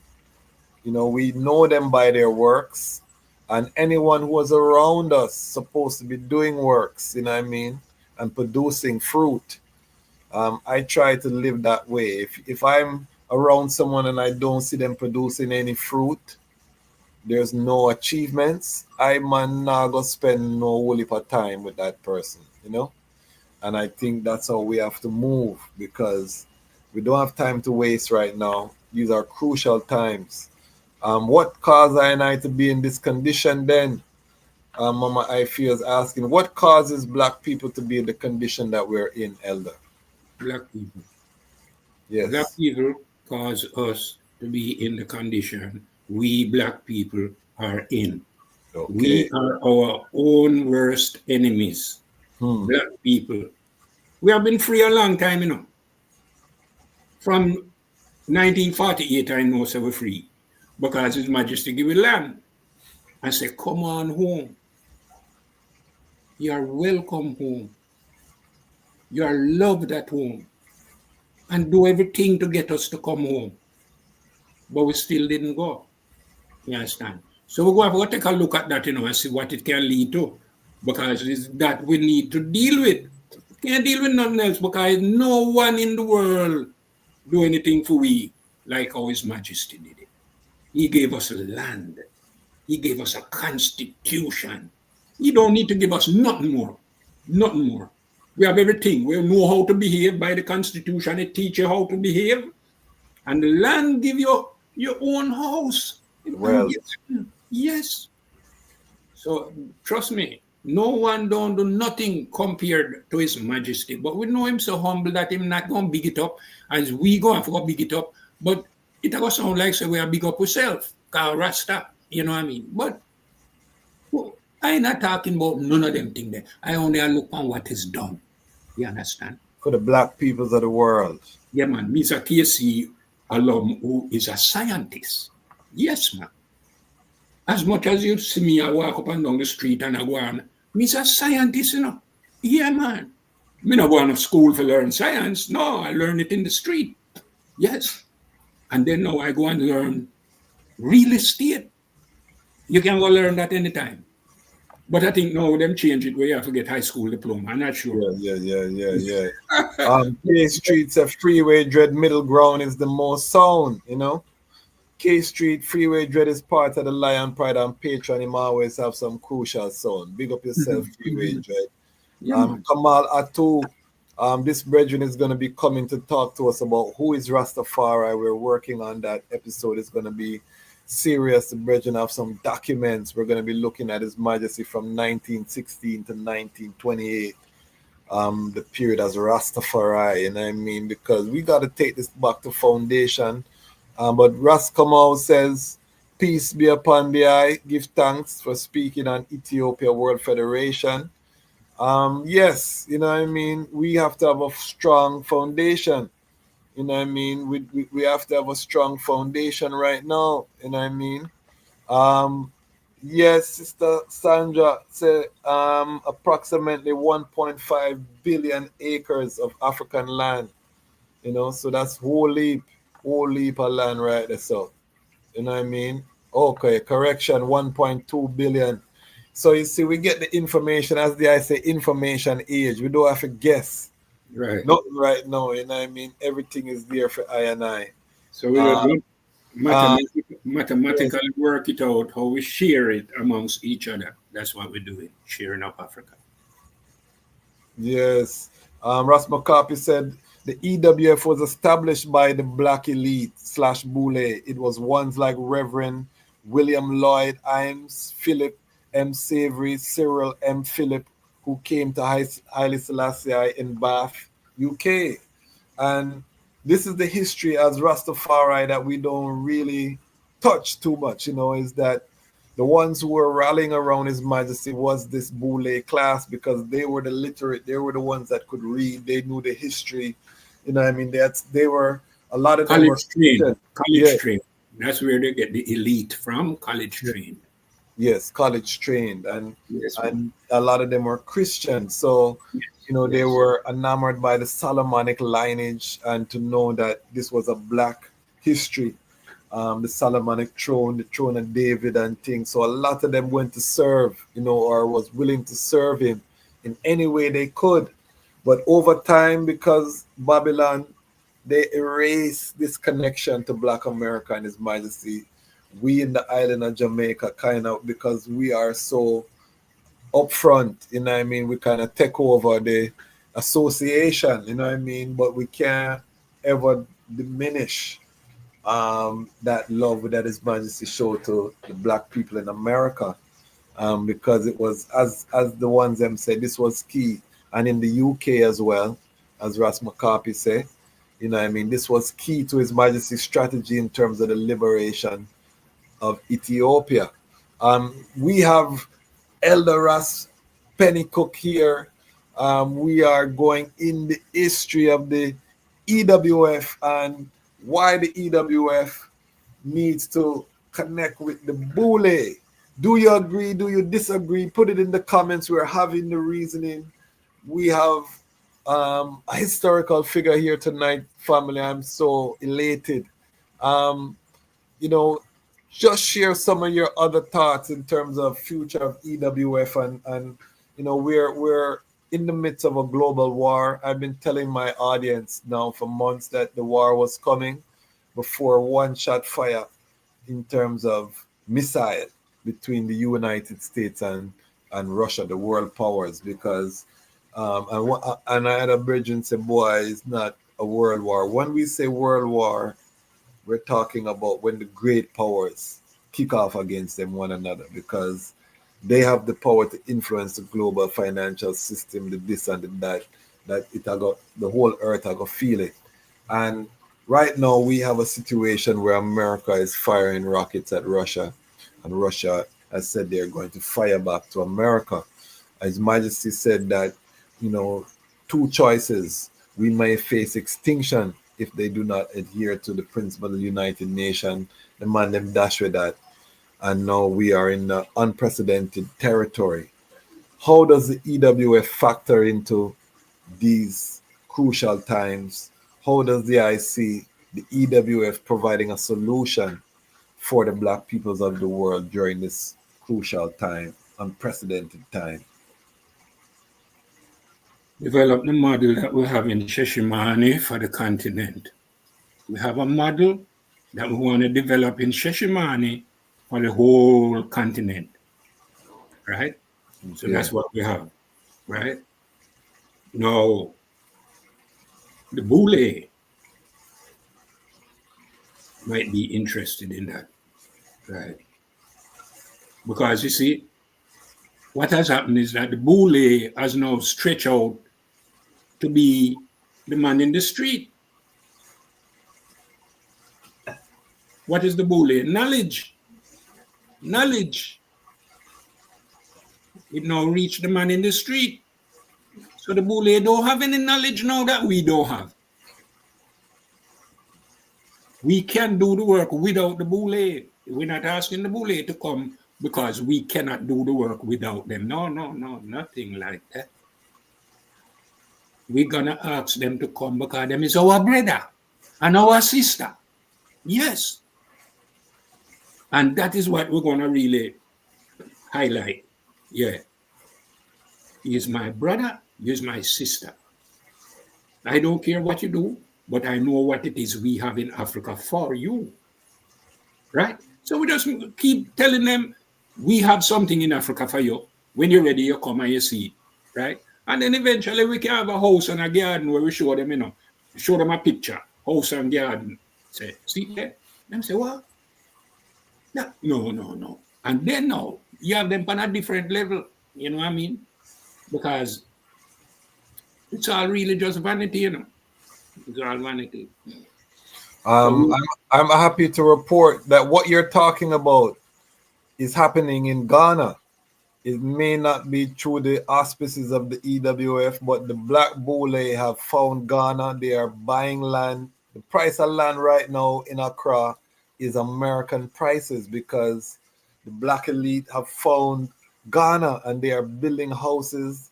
They're establishing businesses. We just saw 534 people get their Ghanaian citizenship. I'm doing a special episode this Saturday. I have some exclusive footage I'll be sharing with the Lion Pride family to show you how serious this repatriation fullness is. So the Black elites, they are in Ghana. It's just that the EWF is not leading this wave, but the opportunities are tremendous. We have to understand that the tide that's sweeping, whether or not we are at the forefront as Ras Tafari people, there's something that's clicking within Black people. I think it's epigenetics, where they are starting to return home in numbers now. It was a trickle, but now we're looking at thousands, and it's not just Accra anymore. It's Nairobi, It's Senegal, It's all. I was just reading an article that France, a lot of the French Francophone Africans in France are starting to return to their countries in Africa now, people from Burkina Faso, Mali, Niger, these Sahel states that are nationalizing their resources. You have enough of them in Europe starting to return home. So there is something that's happening, and the mainstream media is not sharing what's happening. And I really want to emphasize to Black people to really, you have to tap in, because if you're not looking for this knowledge, as the brethren say, the Boule knowledge, it's out there, but if you're not searching, if you're not on that frequency, it'll go pass you by. You're going to think nothing is happening, but things are happening. The continent is bubbling right now, family. Talk to us about, is the EWF wed to developing Ethiopia first, or is it an Africa-wide strategy? Okay. The plan that is accepted by the government, right? It's in Sheshimani. There is no other plan that is accepted by African government coming from the diaspora. I'm not aware of it. Yes. Right? Now, what that means is that we have a plan on the table of Ethiopia for the diaspora to come home and put infrastructure in the whole continent so that the continent becomes modern. Yes. And then now it will be easy for the citizens to help themselves and put up the house and garden. Yes. We will be giving them help because we will have the different departments that help. And then now we have education that we promote, and all of the brilliance of the race will be expressed in that. Yes. It's a beautiful thing, man. Our own space, our own place where when tourists come there, they say to us, oh, we wish we lived in a place like this. This is so beautiful. Yes, they will say that. That is our place. Yes. And that is the model we have designed only based on what the Majesty said. His government tell us, and we just use our head and just put it together. What him said. All right, I will put it together. Yes, and the government love it. Yes. Are you talking about the current Ethiopian government? Yes, man. I don't care which one of them you put up there, but any government you put up there, they love it. So I'm going to ask a hard question now. How is the EWF going to fund this vision? You know, what is the economic engine? The IDMC, I'm here struggling to get 25 people. I give thanks for the 25 in the Lion Pride, but it's not easy right now to get I&I people to invest in anything because everybody is on the battlefield struggling themselves and probably not thinking about a collective effort. So how is the EWF going to fund? Because right now, no matter what you see in front of your family, economics have to be part of the conversation or the conversation. Because without economics, nothing is sustainable. How is the EWF looking to fund itself? Okay, now, since we, the man in the street, have the program, we have to look at a program of real estate. Okay. Where you can do the project whether you have money or not. All right. So based on that, we need knowledge in that. And we have, so that we have progressed to the point of putting it on the table and saying to our people, let us raise the funds, because the funds we raise is just a little funds that will trigger the bigger funds which King Charles is aware of. I'm sure he's aware of it. But when we asked him if he's aware of it, he said, I cannot answer that question right now. Wow. All right, we know why. Because the government not set up that way there. You can't answer for them. You have to go through all the party. All right, we understand. Right? So, may I tell you, the government of Britain have put aside $140 million in 1961 for this purpose. And me says so, and the Queen says so. All right. Now this is 2024. So what is 1961 work today? And then now we will do the computation and ready. Now that is just Britain. And then Britain shall say to France, come on, put in your share, and say to Germany, come on, put in your share, and say to Belgium, come on, put in your share, and say to Portugal, come on, you see what I'm saying? All of them. So they are looking at reparation as a funding strategy, as a main funding strategy. That's what I'm hearing from the eye. It is waiting on us to organize ourselves and come for it. That's all it is. I can't argue I remember I was asking if you know a sister in here, see the sister in here, Empress Ima. I could not. Yes, No. there I know Empress Ima. Yes, sir. Yes, blessing Empress Ima. She said, honor and respect, Elder Ras Pennycooke. We have 100 HBCUs. It's true. And these are the centers of the Boule. Ras McCarthy is blocking a serious sound here. He said the Boule is not the man in the street. They are the black secret society. They care not for the grassroots. If so, they would be developing institutions there in the USA for the black people there. And this is what I was alluding to when I was asking the question, how do you get the buy-in? How do you get them not to sell out? Because they have money, they have resources, they have their own, as an attorney, I did a law camp, so I interact with enough of the youths. They have their own youth society called Jack and Jill, where they have debutante balls and thing. Their thing is very well ordered and kept. You know what I mean? When you talk about the black elite in America, and as if you look at how America is structured, what is projected is the ghetto, the inner city image of the black American. But I didn't know until I went to Howard University the actual, the power, the economic power, and again, I'm in the DMV, which is one of the citadels of the black elite. This is the wealthiest black area on the planet where I am right now, the DC, Maryland, and Virginia, the most black professionals on the planet right here in this region. I mean, I tell you, them thing well ordered. However, we don't see that translate into programs that uplift the inner city, the ghettos.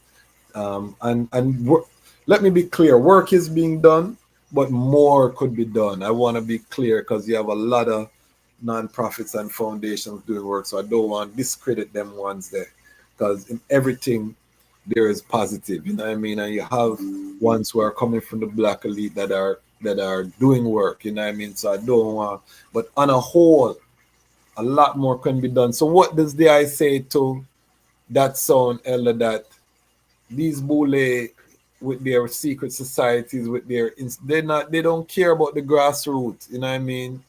How do you respond?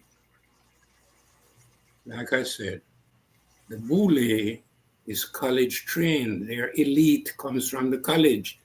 That means from 1900 until today, 2000. That is what? 100 years? Eh? From when? Right. 1900 to 2000 years. Yeah. So you have those Boule, Kabule, is the college trained, the ones them start with. So it started with the college trained, and then it come down. So what has happened now is that college training has come down to the man in the street. That's what I mean. Okay. It's not to say we are the Boule or something like that, but the college training where the Boule get and the Boule big up and the Boule this and that, is college them learn it. Yes.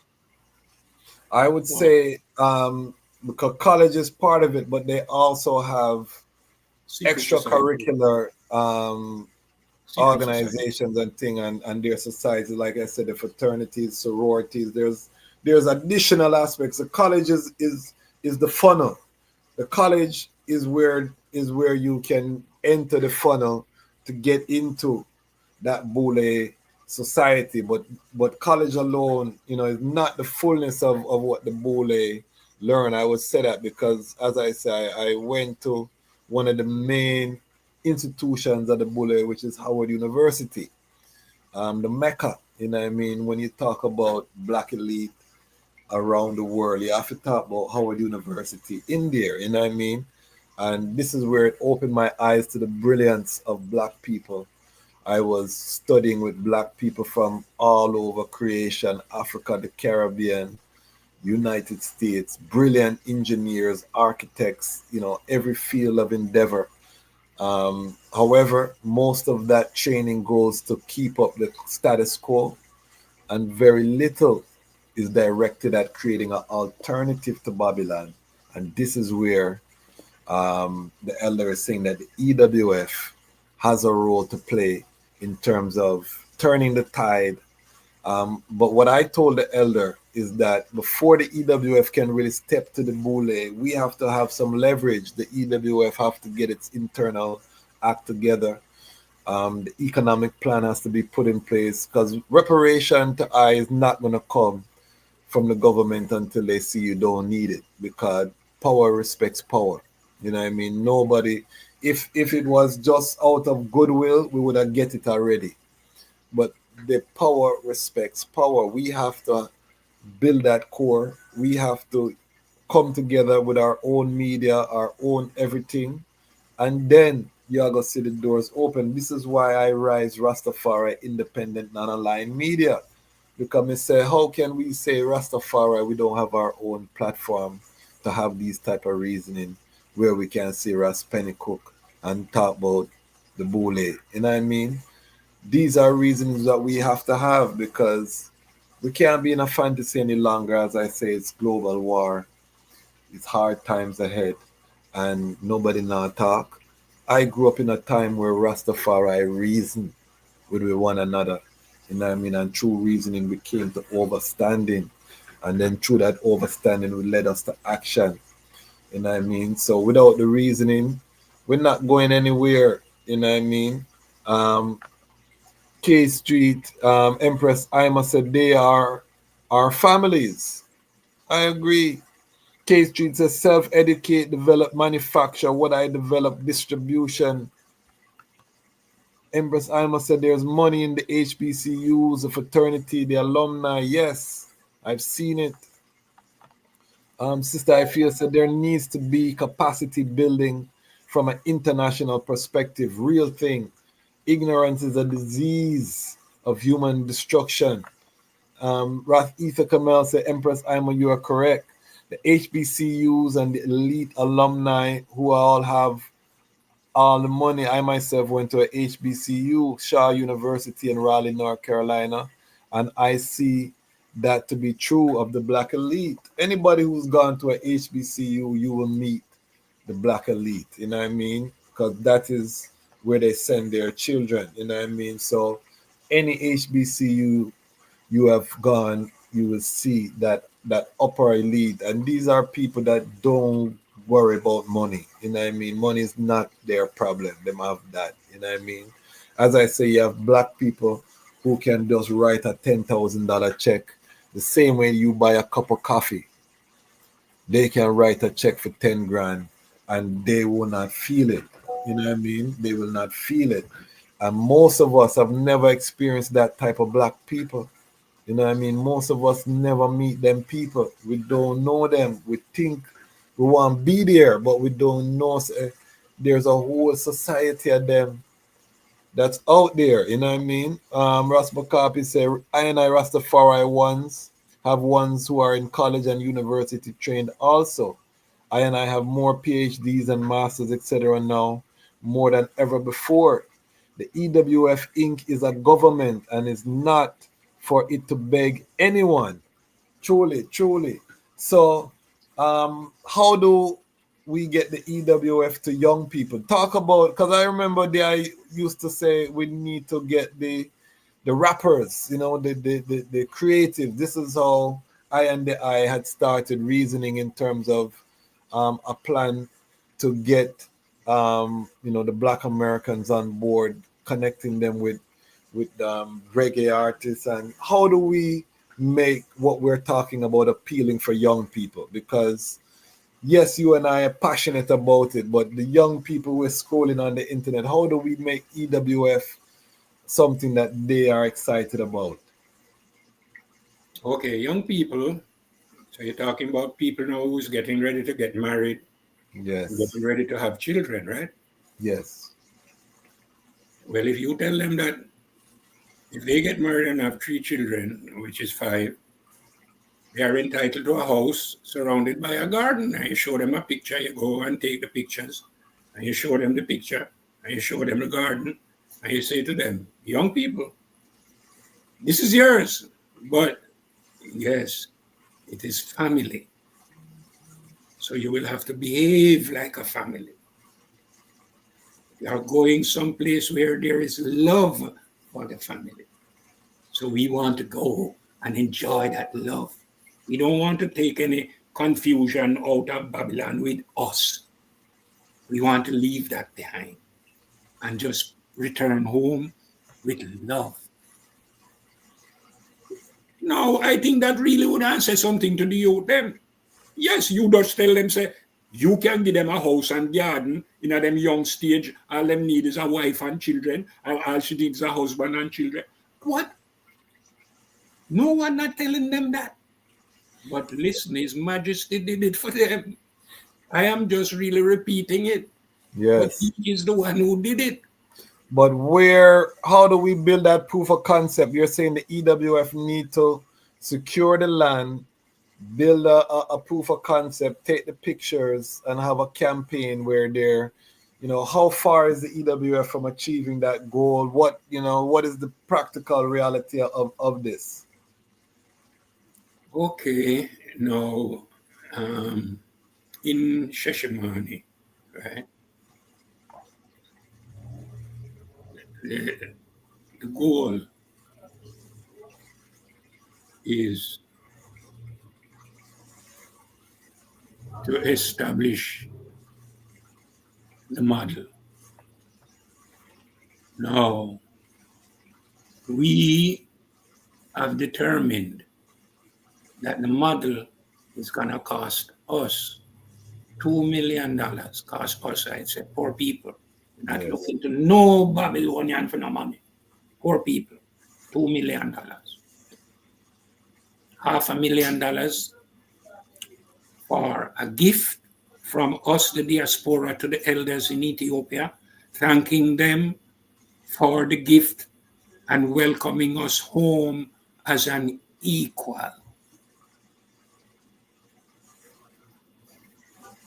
Most countries don't even civilize enough to do that, They don't have that committed to law. They are not civilized, I'm telling you. Ethiopia is. This law there for thousands of years, Shimagali. Yeah. And what is it? They are there to welcome the black people who leave out of Ethiopia a long time and don't get no justice which want them there and them coming home back. But they want to make sure that once you come home, you're coming home as an equal. They don't want no big up and right. So all of them things they tied up in a them little ceremony, So that when we come home as an equal. Yes. All right. I like the number start. So 500,000 go to the elders. Next step. 500,000 goes to the security bond. That is a requirement by the government. You must secure the project with a bond of $500,000. Now that bond is not to be touched. It's placed in escrow, and it will gain interest, and that interest will be available to the corporation. Okay. But not the principal. The principal will stay, but everything that principal generates, yes, it belongs to us. Right. All right. So that's the second half. All right. 500,000. Right. That's 1 million. Okay. 1 million for the team of urban planner, civil engineer, architect, environmentalist, and social scientists, 5 of them, right? So they will have to be contracted for a period of time for them to do what it is we ask them to do. And what is it we ask them to do? To go and find out where the water and the light is gonna come from to supply this section of the continent. Urban planning. Yes, on the big scale. Yes, that's what we liquor people do, Do it on the big scale. And we don't worry about money. What money? What about money? Money not important. Yeah. We're talking about what we're going to do with the money. Yeah, that is what you must talk about. That's where it starts. Everything starts from a thought, you know. That's why I love the money talk. 2 million. How do we raise this 2 million? Well, And you have three. But no house, no bill yet, you know. You gone 2 million and no house, no bill yet, you know. No God, no bill yet, you know. So, no money down where look pan man. No money down. All right. How many I was say? So you did the urban planning, you know, the feasibility study. You're looking at it. Cause one of the things I want to be very clear: Shashamane, there's no land there. It's a city already. So unless you're gonna buy up that land from the existing Oromo who live there, and you're going with a strategy of acquisition, which may cost you more than you anticipate, or you have to find new land. But this vision of Shashamane as farmland is no longer exists. Shashamane is an urban center, meaning if you go Shashamane and look around, you think you're in a city. You know what I mean? If there's no open land in Shashamane. So would this be somewhere else in Ethiopia that is identified, or are you looking to go into Shashamane with an acquisition strategy where you're going to try to buy out existing owners? What is the strategy, or in terms of this $2 million plan? Buying and selling of land in Ethiopia is illegal, so we don't buy land. Okay. Right? What happened now, we submit to the Ethiopian government a plan to come and help 1 million families, which means 25 million acres. And they know that 1 million families, 90% of them is indigenous and 10% of them is diaspora. Okay. So that means that we're looking out for our African brothers and sisters more than we're looking out for ourselves. You understand? Yes. And we're going to prove it. Yes, by our action. We coming home to help. And this is how we going to help. And we going to cause them money there for coming up. Kabule and everybody have money, you know. So once we really get them understanding where they might do, trust me, I know no problem that. And I think this 4 years under Trump, a lot of people want to leave out America. I think this is a 4-year window of opportunity because a lot of the Bule are Democrats too. So I think there is I think there's an opportunity in this next 4-year window to get some of that Bule money. We're almost at 50 live viewers. This is a record for the channel. If we touch 50, we're gone in a record. So big up everyone watching live. We are Lickabot with Talawa. We are a growing platform. Big up all of the Lion Pride who are here, all who will watch after. We have Elder Ras Pennycooke. We're getting ready to wrap up. We've done 2 hours already, but you see how the reasoning's so sweet.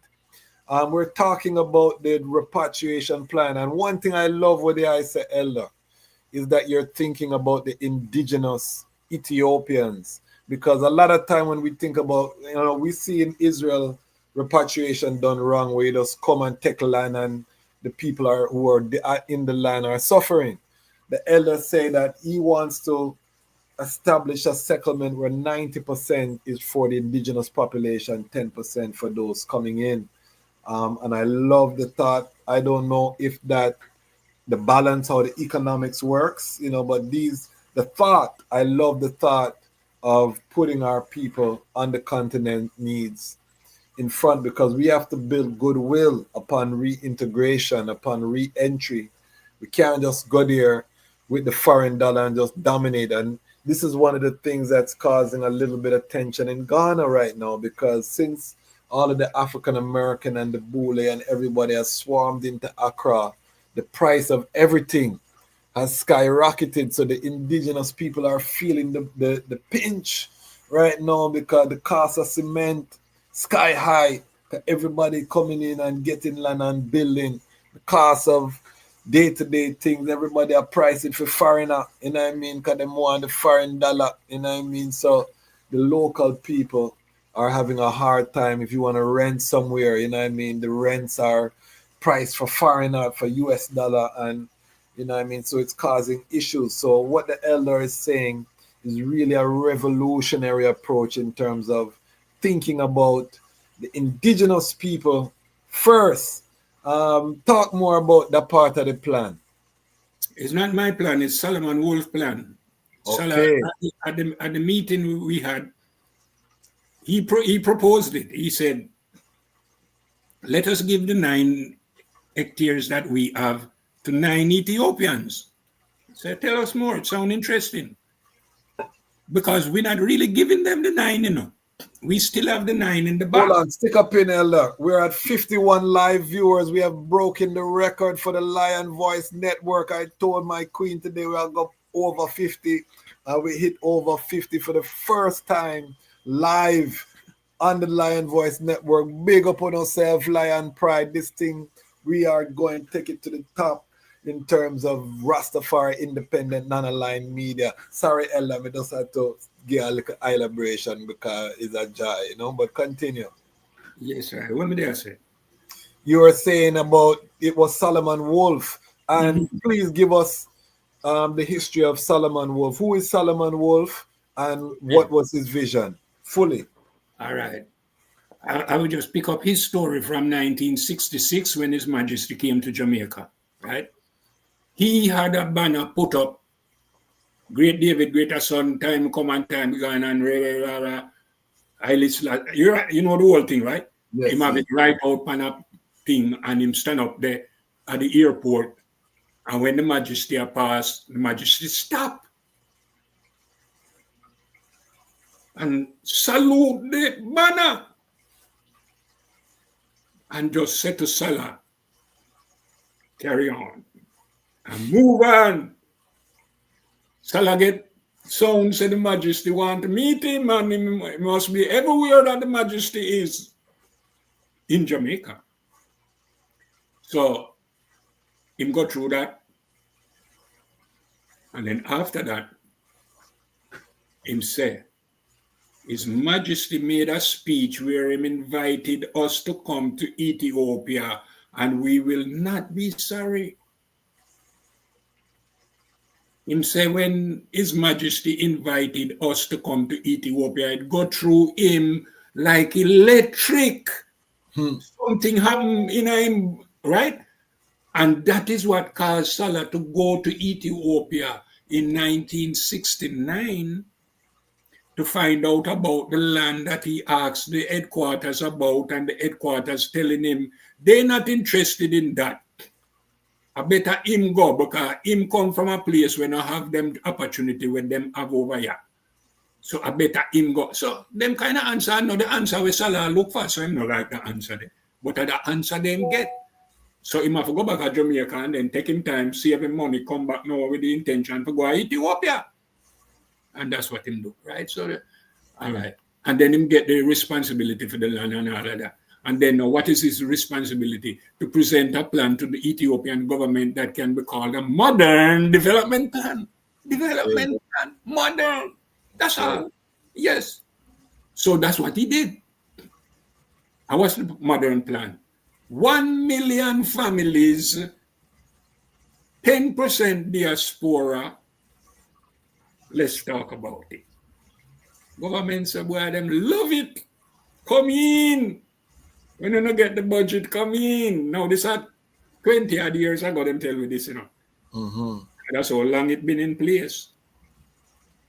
But why it don't go no further is a whole different story altogether. And I can tell it, yeah. As I did and I observe everything. Yeah. So there I was able to meet Solomon Wolf. Oh, you mean, man, Salah, my brethren, man, Salah, hey, listen, I'm a father, man, Salah, from me meet him, you know. Hey, listen, when me hear about him the first time, and New York, me there, you know, in the Federation, you know, and me I hear say that the Federation own land, me a broker, you know.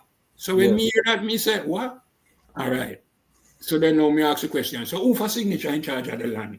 And me hear Solomon. He said, Salah, which part him there? Jamaica. We have to send a ticket for him here. Send a ticket, go down. And we send a ticket. When him come, him say, You would like know how long me I look that ticket, you know, because my member them in the local, I save them pennies every week until we reach the amount where it go cost. So if you go to Ethiopia, so you know it will take a long. So when this comes, it's like God send it for him, man. Yeah, man. I saw him to say, you know. So I'm so happy for come that is like him I tell with the story with gospel. Yes, man. So when him tell me the story now, I'm here, I said, blouse and skirt. This is interesting. All right, tell me more. So him tell me more. And in the more when him tell me, the Majesty say, 10 hectares, 1 hectare house and garden. You decide what to do with the other 9. I said, blouse and skirt. That's it. That's the plan. So we put it in our plan, name the Million Family Plan. That's why we want to do it for a whole heap of people. Most of them Ethiopian to demonstrate the model. Is a model, you know. That means that the next one can be 80-20, 70-30. You know what I mean? All right. But we don't want it overwhelmed. First phase, yeah, you deal with the people who are there already. Yes. Who are in need. Yeah. And I love the garden emphasis because it's a decentralized farming. Yes. System. Everybody want to grow their own food. Oh, That's yes, man. part of the vision of Zion. Oh, yes, man. Mm-hmm. You grow your own herb, you grow your own spice, you grow your own everything. Yes. Decentralized. Yes. But still centralized. And him says so, you know, him know why him says so, you know. That is man. the best way to set it up. Yes. We need a documentary on Solomon Wolf. These are the things, family, why you need to join the Lion Pride on Patreon so that we can fund these kind of things. Who's telling our story? You know what I mean? These are the things that make our man get anxious in terms of why. You know what I mean? We have elders like this. We're going to wait till we can't talk to them and we don't get these information for the, you know, I have children and my children will have children. And you know what I mean? We're in the information age where we can hear the ones them who live these things. Utter. You know what I mean? So what are we doing? Do we value our child? I'm asking the family if we really value the child. Well, 25 people have joined the Lion Pride on Patreon. So I know, you know what I mean, that some people see the vision I have, and I'm going to continue to shout out, to sound the trumpet, to find other like minds, so we can get this work done, because I'm passionate about this work, you know what I mean, and capturing our own story.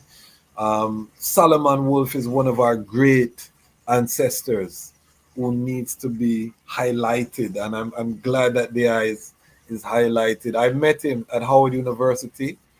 Him and Ras Tafari came, Nana Faraika brought them to Washington, D.C. for a program at the Ralph Bunche International Center. And it was a joy because the history that they were giving, you know, because Solomon Wolf is one of the Rasses who probably spent some of the most time with His Majesty directly, you know what I mean? And conversations with His Majesty in English, you know what I mean? Them thing that him and Martin plan are two brethren, when you reason with them tell you something where, you know, your brain light up. Tell us some more about Solomon Wolf. What was his vision in terms of this 10-hectare plan? How far did he take it? Well, he put it on paper, you know, we put it on paper, and then when everything is ready, we present it to the government, and the government accepted it. Yes. This was the Derg government, or which government was this? No, this was not. This was a government that followed the Derg. Yeah, Malaise, right. Yes. So they were the ones who really dealt with the plan that Salah presented. Now, the reason why is because they told us, unless you can get the headquarters to be functional, no go in Sheshimani. So when we hear that, we say, what? You mean to tell me that we have to go to New York and revitalize the headquarters? Yes. Okay. So that's what Salah did. Came to New York in the Bingi house, came as a Bingi man. And in Yes. the house, and find the beautiful brothers and sisters ready to deal with it, and we deal with it. Yeah. So it was a very professional job, to put it back on the books, and to put it on the books for the right way for the first time. The bully never put it on the books the right way, Here how the bully put it now. The Constitution says local one is in charge until a convention is held. Until a convention is held and the duly elected officials are elected. Local one goes sit down. Them people are run things, right? Well, when local one see that now, them say, wait, we not know only for people to choose from. I just we alone. Yeah, because we alone have started. So you know, we have to take the headquarters number and everything, and we have to be to people and tell them, say, if them agree with we, or if them doing the things the right way, them can have it too, and so on. And that's how them set the federation. All right. So when we come now and get it dormant and see everything from paper and read it now, we realize them never did give the headquarters no number, so the headquarters no have nothing, no number, and then now they give the headquarters number to local number one. Two numbers. One number is called the GEN, and the other one is called the EIN, Employee Identification Number, and the GEN is the General Exemption Number. All right. Yes. Yeah. So when we come now, we tell the IRS, no. Local cannot be international. That's an oxymoron. So here we do now. Them number we have as local one, it belongs to Ethiopian World Federation headquarters, them two. So give it to them. And then local one, not go have a number. So we will apply for the number, and then now you give it to the local one. I saw it going on. Mm-hmm. Yes. So when McCarthy call and I tell you, he might tell you about Mickey Mouse headquarters, and that me come see. No certification. So anyone can say them is headquarters. I run up and down and I do foolishness. Pure foolishness them do. Yeah. Yeah, man. Yeah, I don't want to get into the EWF affairs. We're just cataloging the history. 59 people on the live. This is the most in the Lion Voice history. Live EWF family is in the building. We are going into the history. We are talking about the Ethiopian World Federation, which is one of the institutions that His Majesty gave to I and I to ensure that we would have structure to allow us to build an alternative to Robber Babylon. So we give thanks for the I joining us today. We give thanks for all of the family, and we're gonna have more EWF brethren and sisters on the platform. We're gonna have more ones from Ethiopia in particular, and on the continent. We had Ras Tafari Ezekiel, who was a chaplain, EWF chaplain in Ethiopia. We've had Ras Kabinda, who was a EWF member in Ethiopia. We have many others that will be forwarding. So this is your platform for Ras Tafari Independent Non-Aligned Media. We are bringing the history to the youths them. We do have a sizable youth audience. We have a large African audience. Growing the channel. We're doing about 1,000 subscribers every strong here on the Lion Pride. We just passed 14,400 subscribers in the Lion Pride. So this is a growing platform. I say it's the fastest growing Rastafari platform on the planet, and it's because the people see what we're doing, they value what we're doing, and we give thanks. We are asking though the Lion Pride, out of 14,000, we're asking 100. We need 80. We need 75. More people to hit our 100 people goal for Patreon for January 1st. We're trying to get 100 paid members in the Patreon by January 1st. So $5, $10, the amount you would spend on a cup of coffee, invest in Rastafari Independent Non-Aligned Media.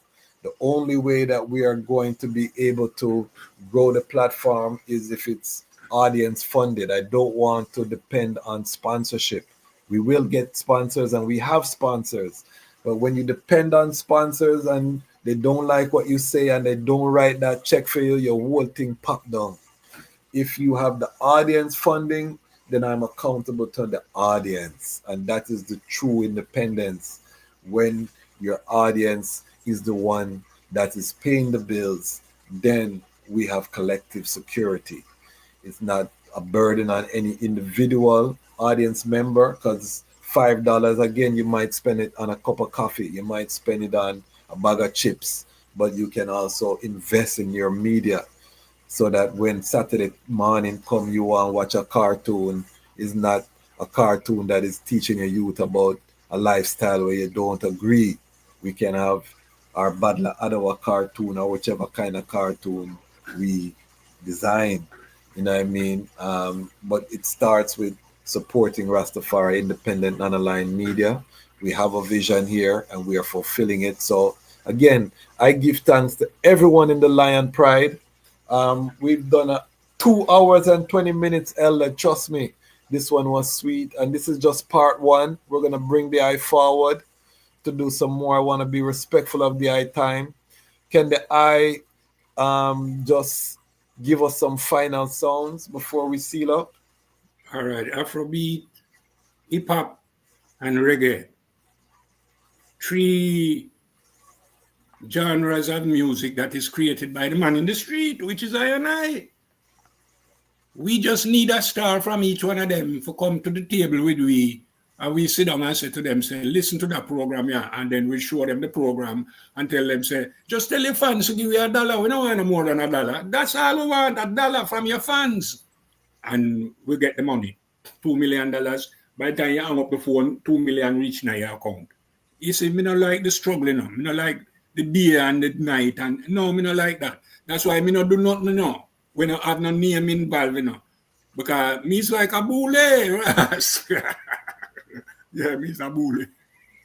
You have to do it the right way, man. Yeah, man.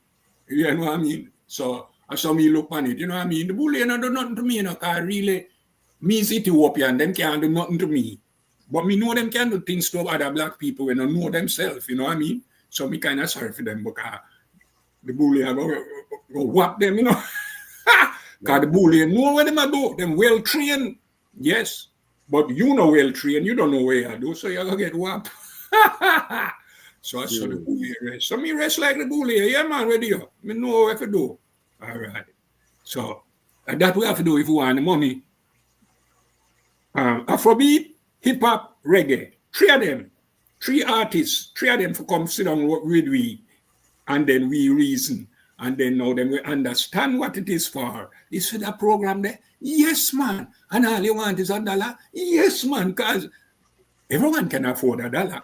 And then now the whole million of fans we have now, we put the money in the account right away. So we hire the scientists, then for go to work, and then we go to England now for go talk to Prince or King Charles. Because we know same I go give you the money. So you understand? We started with this little bit of money, and then we go over this for the bag of money, and then we go over France and everywhere. Yeah, man, including the Arab them too. Yeah, we don't forget about them. Yes.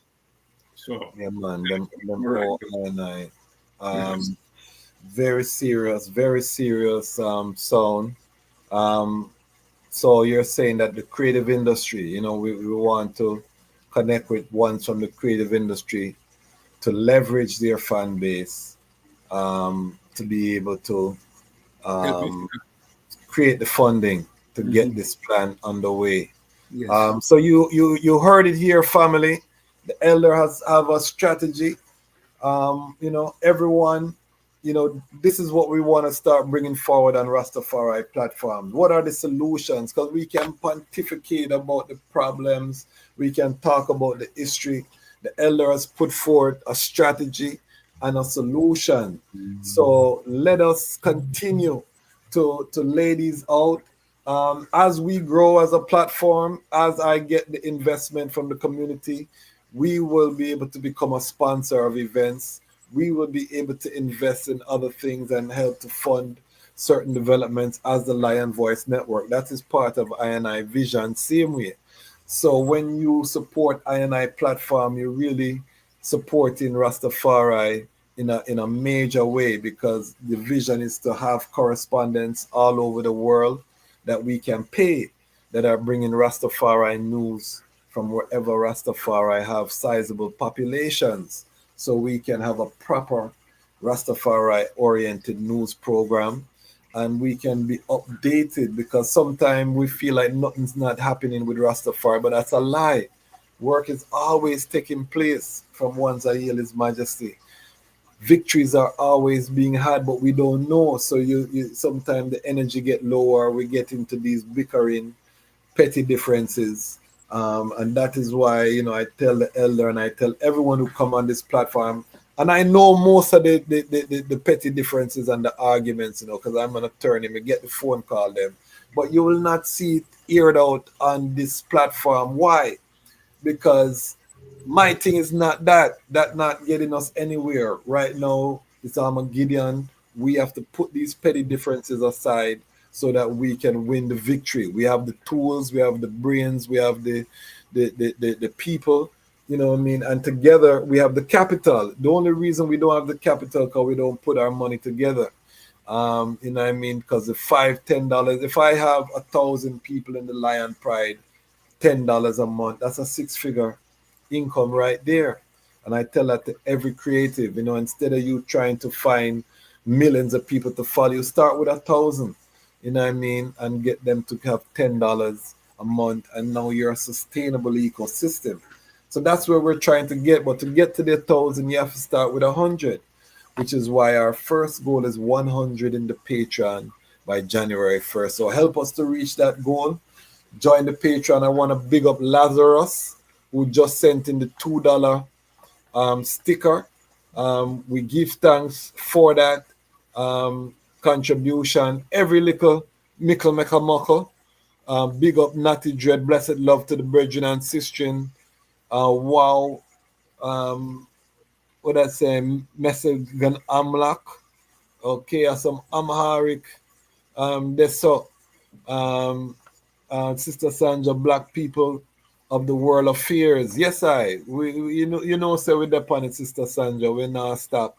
Black power, keep it alive. Black, God bless. Ras Pennycooke, peace and blessings. Sister Ifia, blissful Rastafari Isis, give thanks, Aisha, and big up Lion Talk. Growth, we say. That's all we're dealing with. You know what I mean? How do you send support? Mama, I fear your family. I will call the eye and let the eye know directly how the eye can support. And I know the eye will be joining us here. Oh, before I leave, leaders who serve will serve as good leaders, love and praise. Before I leave, let me just say this Saturday, we will be celebrating the life of our elder Ras Iris. Ras Maurice Clark, we know him as Ras Iris, one of the co-creators of the Rastafari language. The early brethren went up into Warwicker Hills and give us the I, all of these, Irie, Ital, all of these sound. One of the last surviving ones. He has passed, transitioned from the physical realm. And this Saturday in Washington, D.C. area, we will be celebrating his life. So we want to just heal up the ancient and his memory. We're going to be doing a special Lion Voice episode on Ras Iris. We're going to bring on one to reason about his legacy. So stay tuned for that here on the Lion Voice. We're going to be showcasing a special tribute that will be shown at the memorial. We're going to have that here also on the Lion Voice. So stay tuned for that. We are keeping the elders' memories alive. That is what we are here to do. So I want to just thank Ras Pennycooke. Thank everyone who's watching live. Give thanks for the growth. This made my heart feel so blissful. We reached up to 59. This is the most we've ever had on live. Ras Pennycooke, your boss a seal tonight for the history book. So I have to give thanks for the energy there. I will always be call for this moment because a long time we stay at 40 something, you know what I mean? I may say we have to bust the 50 mark, and it's the I come with this testimony of the EWF and help I to bust that seal there. Soon we'll have 10,000 on live. We know we have to get there, but to get to there, you have to can walk first, family. I'm out here to show the family we have to be vulnerable. You know, you have to let people see you grow, because yeah, we're a little small channel, but we have to start somewhere. Before we get to the giant, we have to start at the small. So give thanks, Ras Pennycooke. I really give thanks for your wisdom. I will be calling the eye, because we're going to continue this reasoning, and we're going to check in to see what the progress is, because the brethren is still active in the EWF in New York. So we're going to call, and I'm going to ask the eye to recommend some other EWF members as well from the New York local, so we can have it. Ras McCarthy, big up yourself. You will have your chance to come and block the sound about the history in the UK and what they are saying, same way. Family, we are here. We are growing. We are live. Why? Because the time has come for the lions to tell our own story. And this is the lion voice. Yeli. Yeah, now the time has come for the lion to tell his own story. Yeah, the one them called Celestial I represent for the mighty lion voice. And this a shook up your planet tectonic. As me sip up my roots and tectonic. And you can't make me jump nor get panic. Of the engine a run like mechanic room. The fittest of the fittest shall survive. My people, open your eyes. Wake up. Blessed love, this is Queen Omega, representing for all lions and lionesses. With the lion's voice, we come to tell our story. Ras Tafari live it. Hey, the lion's voice, Ras Tafari. Greetings, this is Warrior King, and the time has come for the lions and the lioness to tell their own story. This is the lion's voice. Give thanks and praise for the wonderful blessing that's been poured on me. Give thanks and praise. Jah use I as an instrument to set the people free. Jah give her the power to chant. Jah give her the power to chant. Ras Tafari, the lion's voice. Amina, the time has come for the lioness to tell our own story. No surrender, no retreat, we are Jah soldier. Rougher than the streets, tougher than a boulder. Bigging up Lamb's voice. Now put it. I jolly for say that. This is Sandy Davis. It's time for the lion to Ica. For unity is strength. Let us come together, my brethren and sisters, and forward to the motherland. Enough love. This is the lion's voice. Jah Rastafari. I'm Nana Farika. The time has come for the lioness to tell her story from her viewpoint and tell the world who Queen Omega is. This is the lion's voice.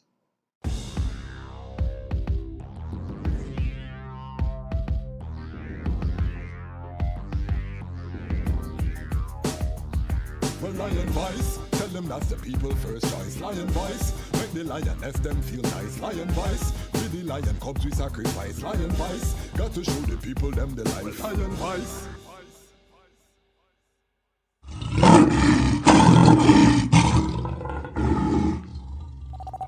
This is culture sound, a Rastaman sound, positive sound. Culture sound system with DJ Culture Fire TG. And now you're in tune to the culture sound, Rasta sound.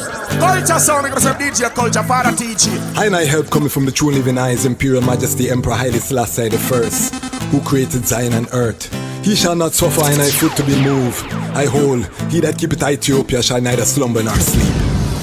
Well, youths in the streets right now, riots in your town now, Babylon them burning down. One bad police right now, riots in your town now, Babylon them burning down. No justice, no peace right now, riots in your town now, Babylon them burning down. The fire now cease right now, riots in your town now, Babylon them burning down. The youths them rise against brutality, man a kill another man for your salary.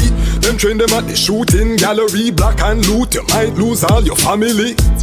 Them defend white supremacy, so them see the African as them enemy. Yeah, I'm gonna say culture sound like this for centuries, them sick mentally. That's why we have the out in the streets right now.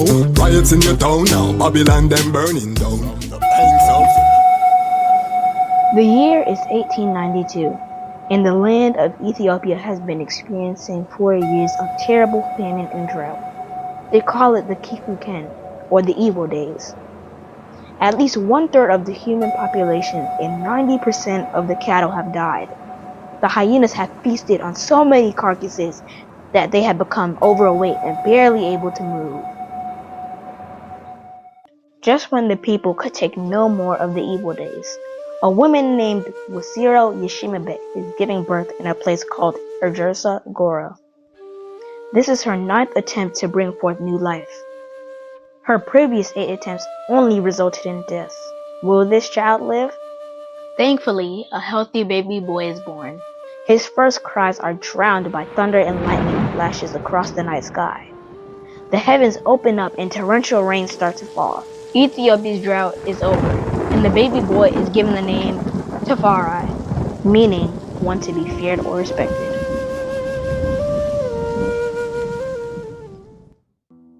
Ras Tafari's father, Ras Makonnen, is a very important man in 1892 Ethiopia. Although he is overjoyed at the birth of his newborn son, he cannot spend much time with him. Ras Makonnen is the governor of Harar and must get back to the famous walled city to deal with its affairs. Furthermore, he is the foreign minister of Ethiopia, and having traveled to different places in Europe, he is very aware of the material and military advances they have made and the looming threats they pose to his country. Ras Makonnen knows that the majority of Ethiopians have no idea what is coming, and that he has to work that much harder to secure the realm. Ras Tafari would grow up to become the legendary emperor, Haile Selassie I. To understand his journey, we must first understand the Ethiopia that he was inheriting, and what it was like when he was born in 1892. Get your copy of Kwesi Bansu's book, Haile Selassie I, Ethiopia, Volume 1, The Rise of the Priestly Warrior Kings, and increase your knowledge about the history, politics, and culture of Ethiopia in 1892, and how it connects to the rest of African and world history at the time. Haile Selassie I, Ethiopia, Volume 1 is available for purchase at www.bookmanexpress.pub. Please visit for more information.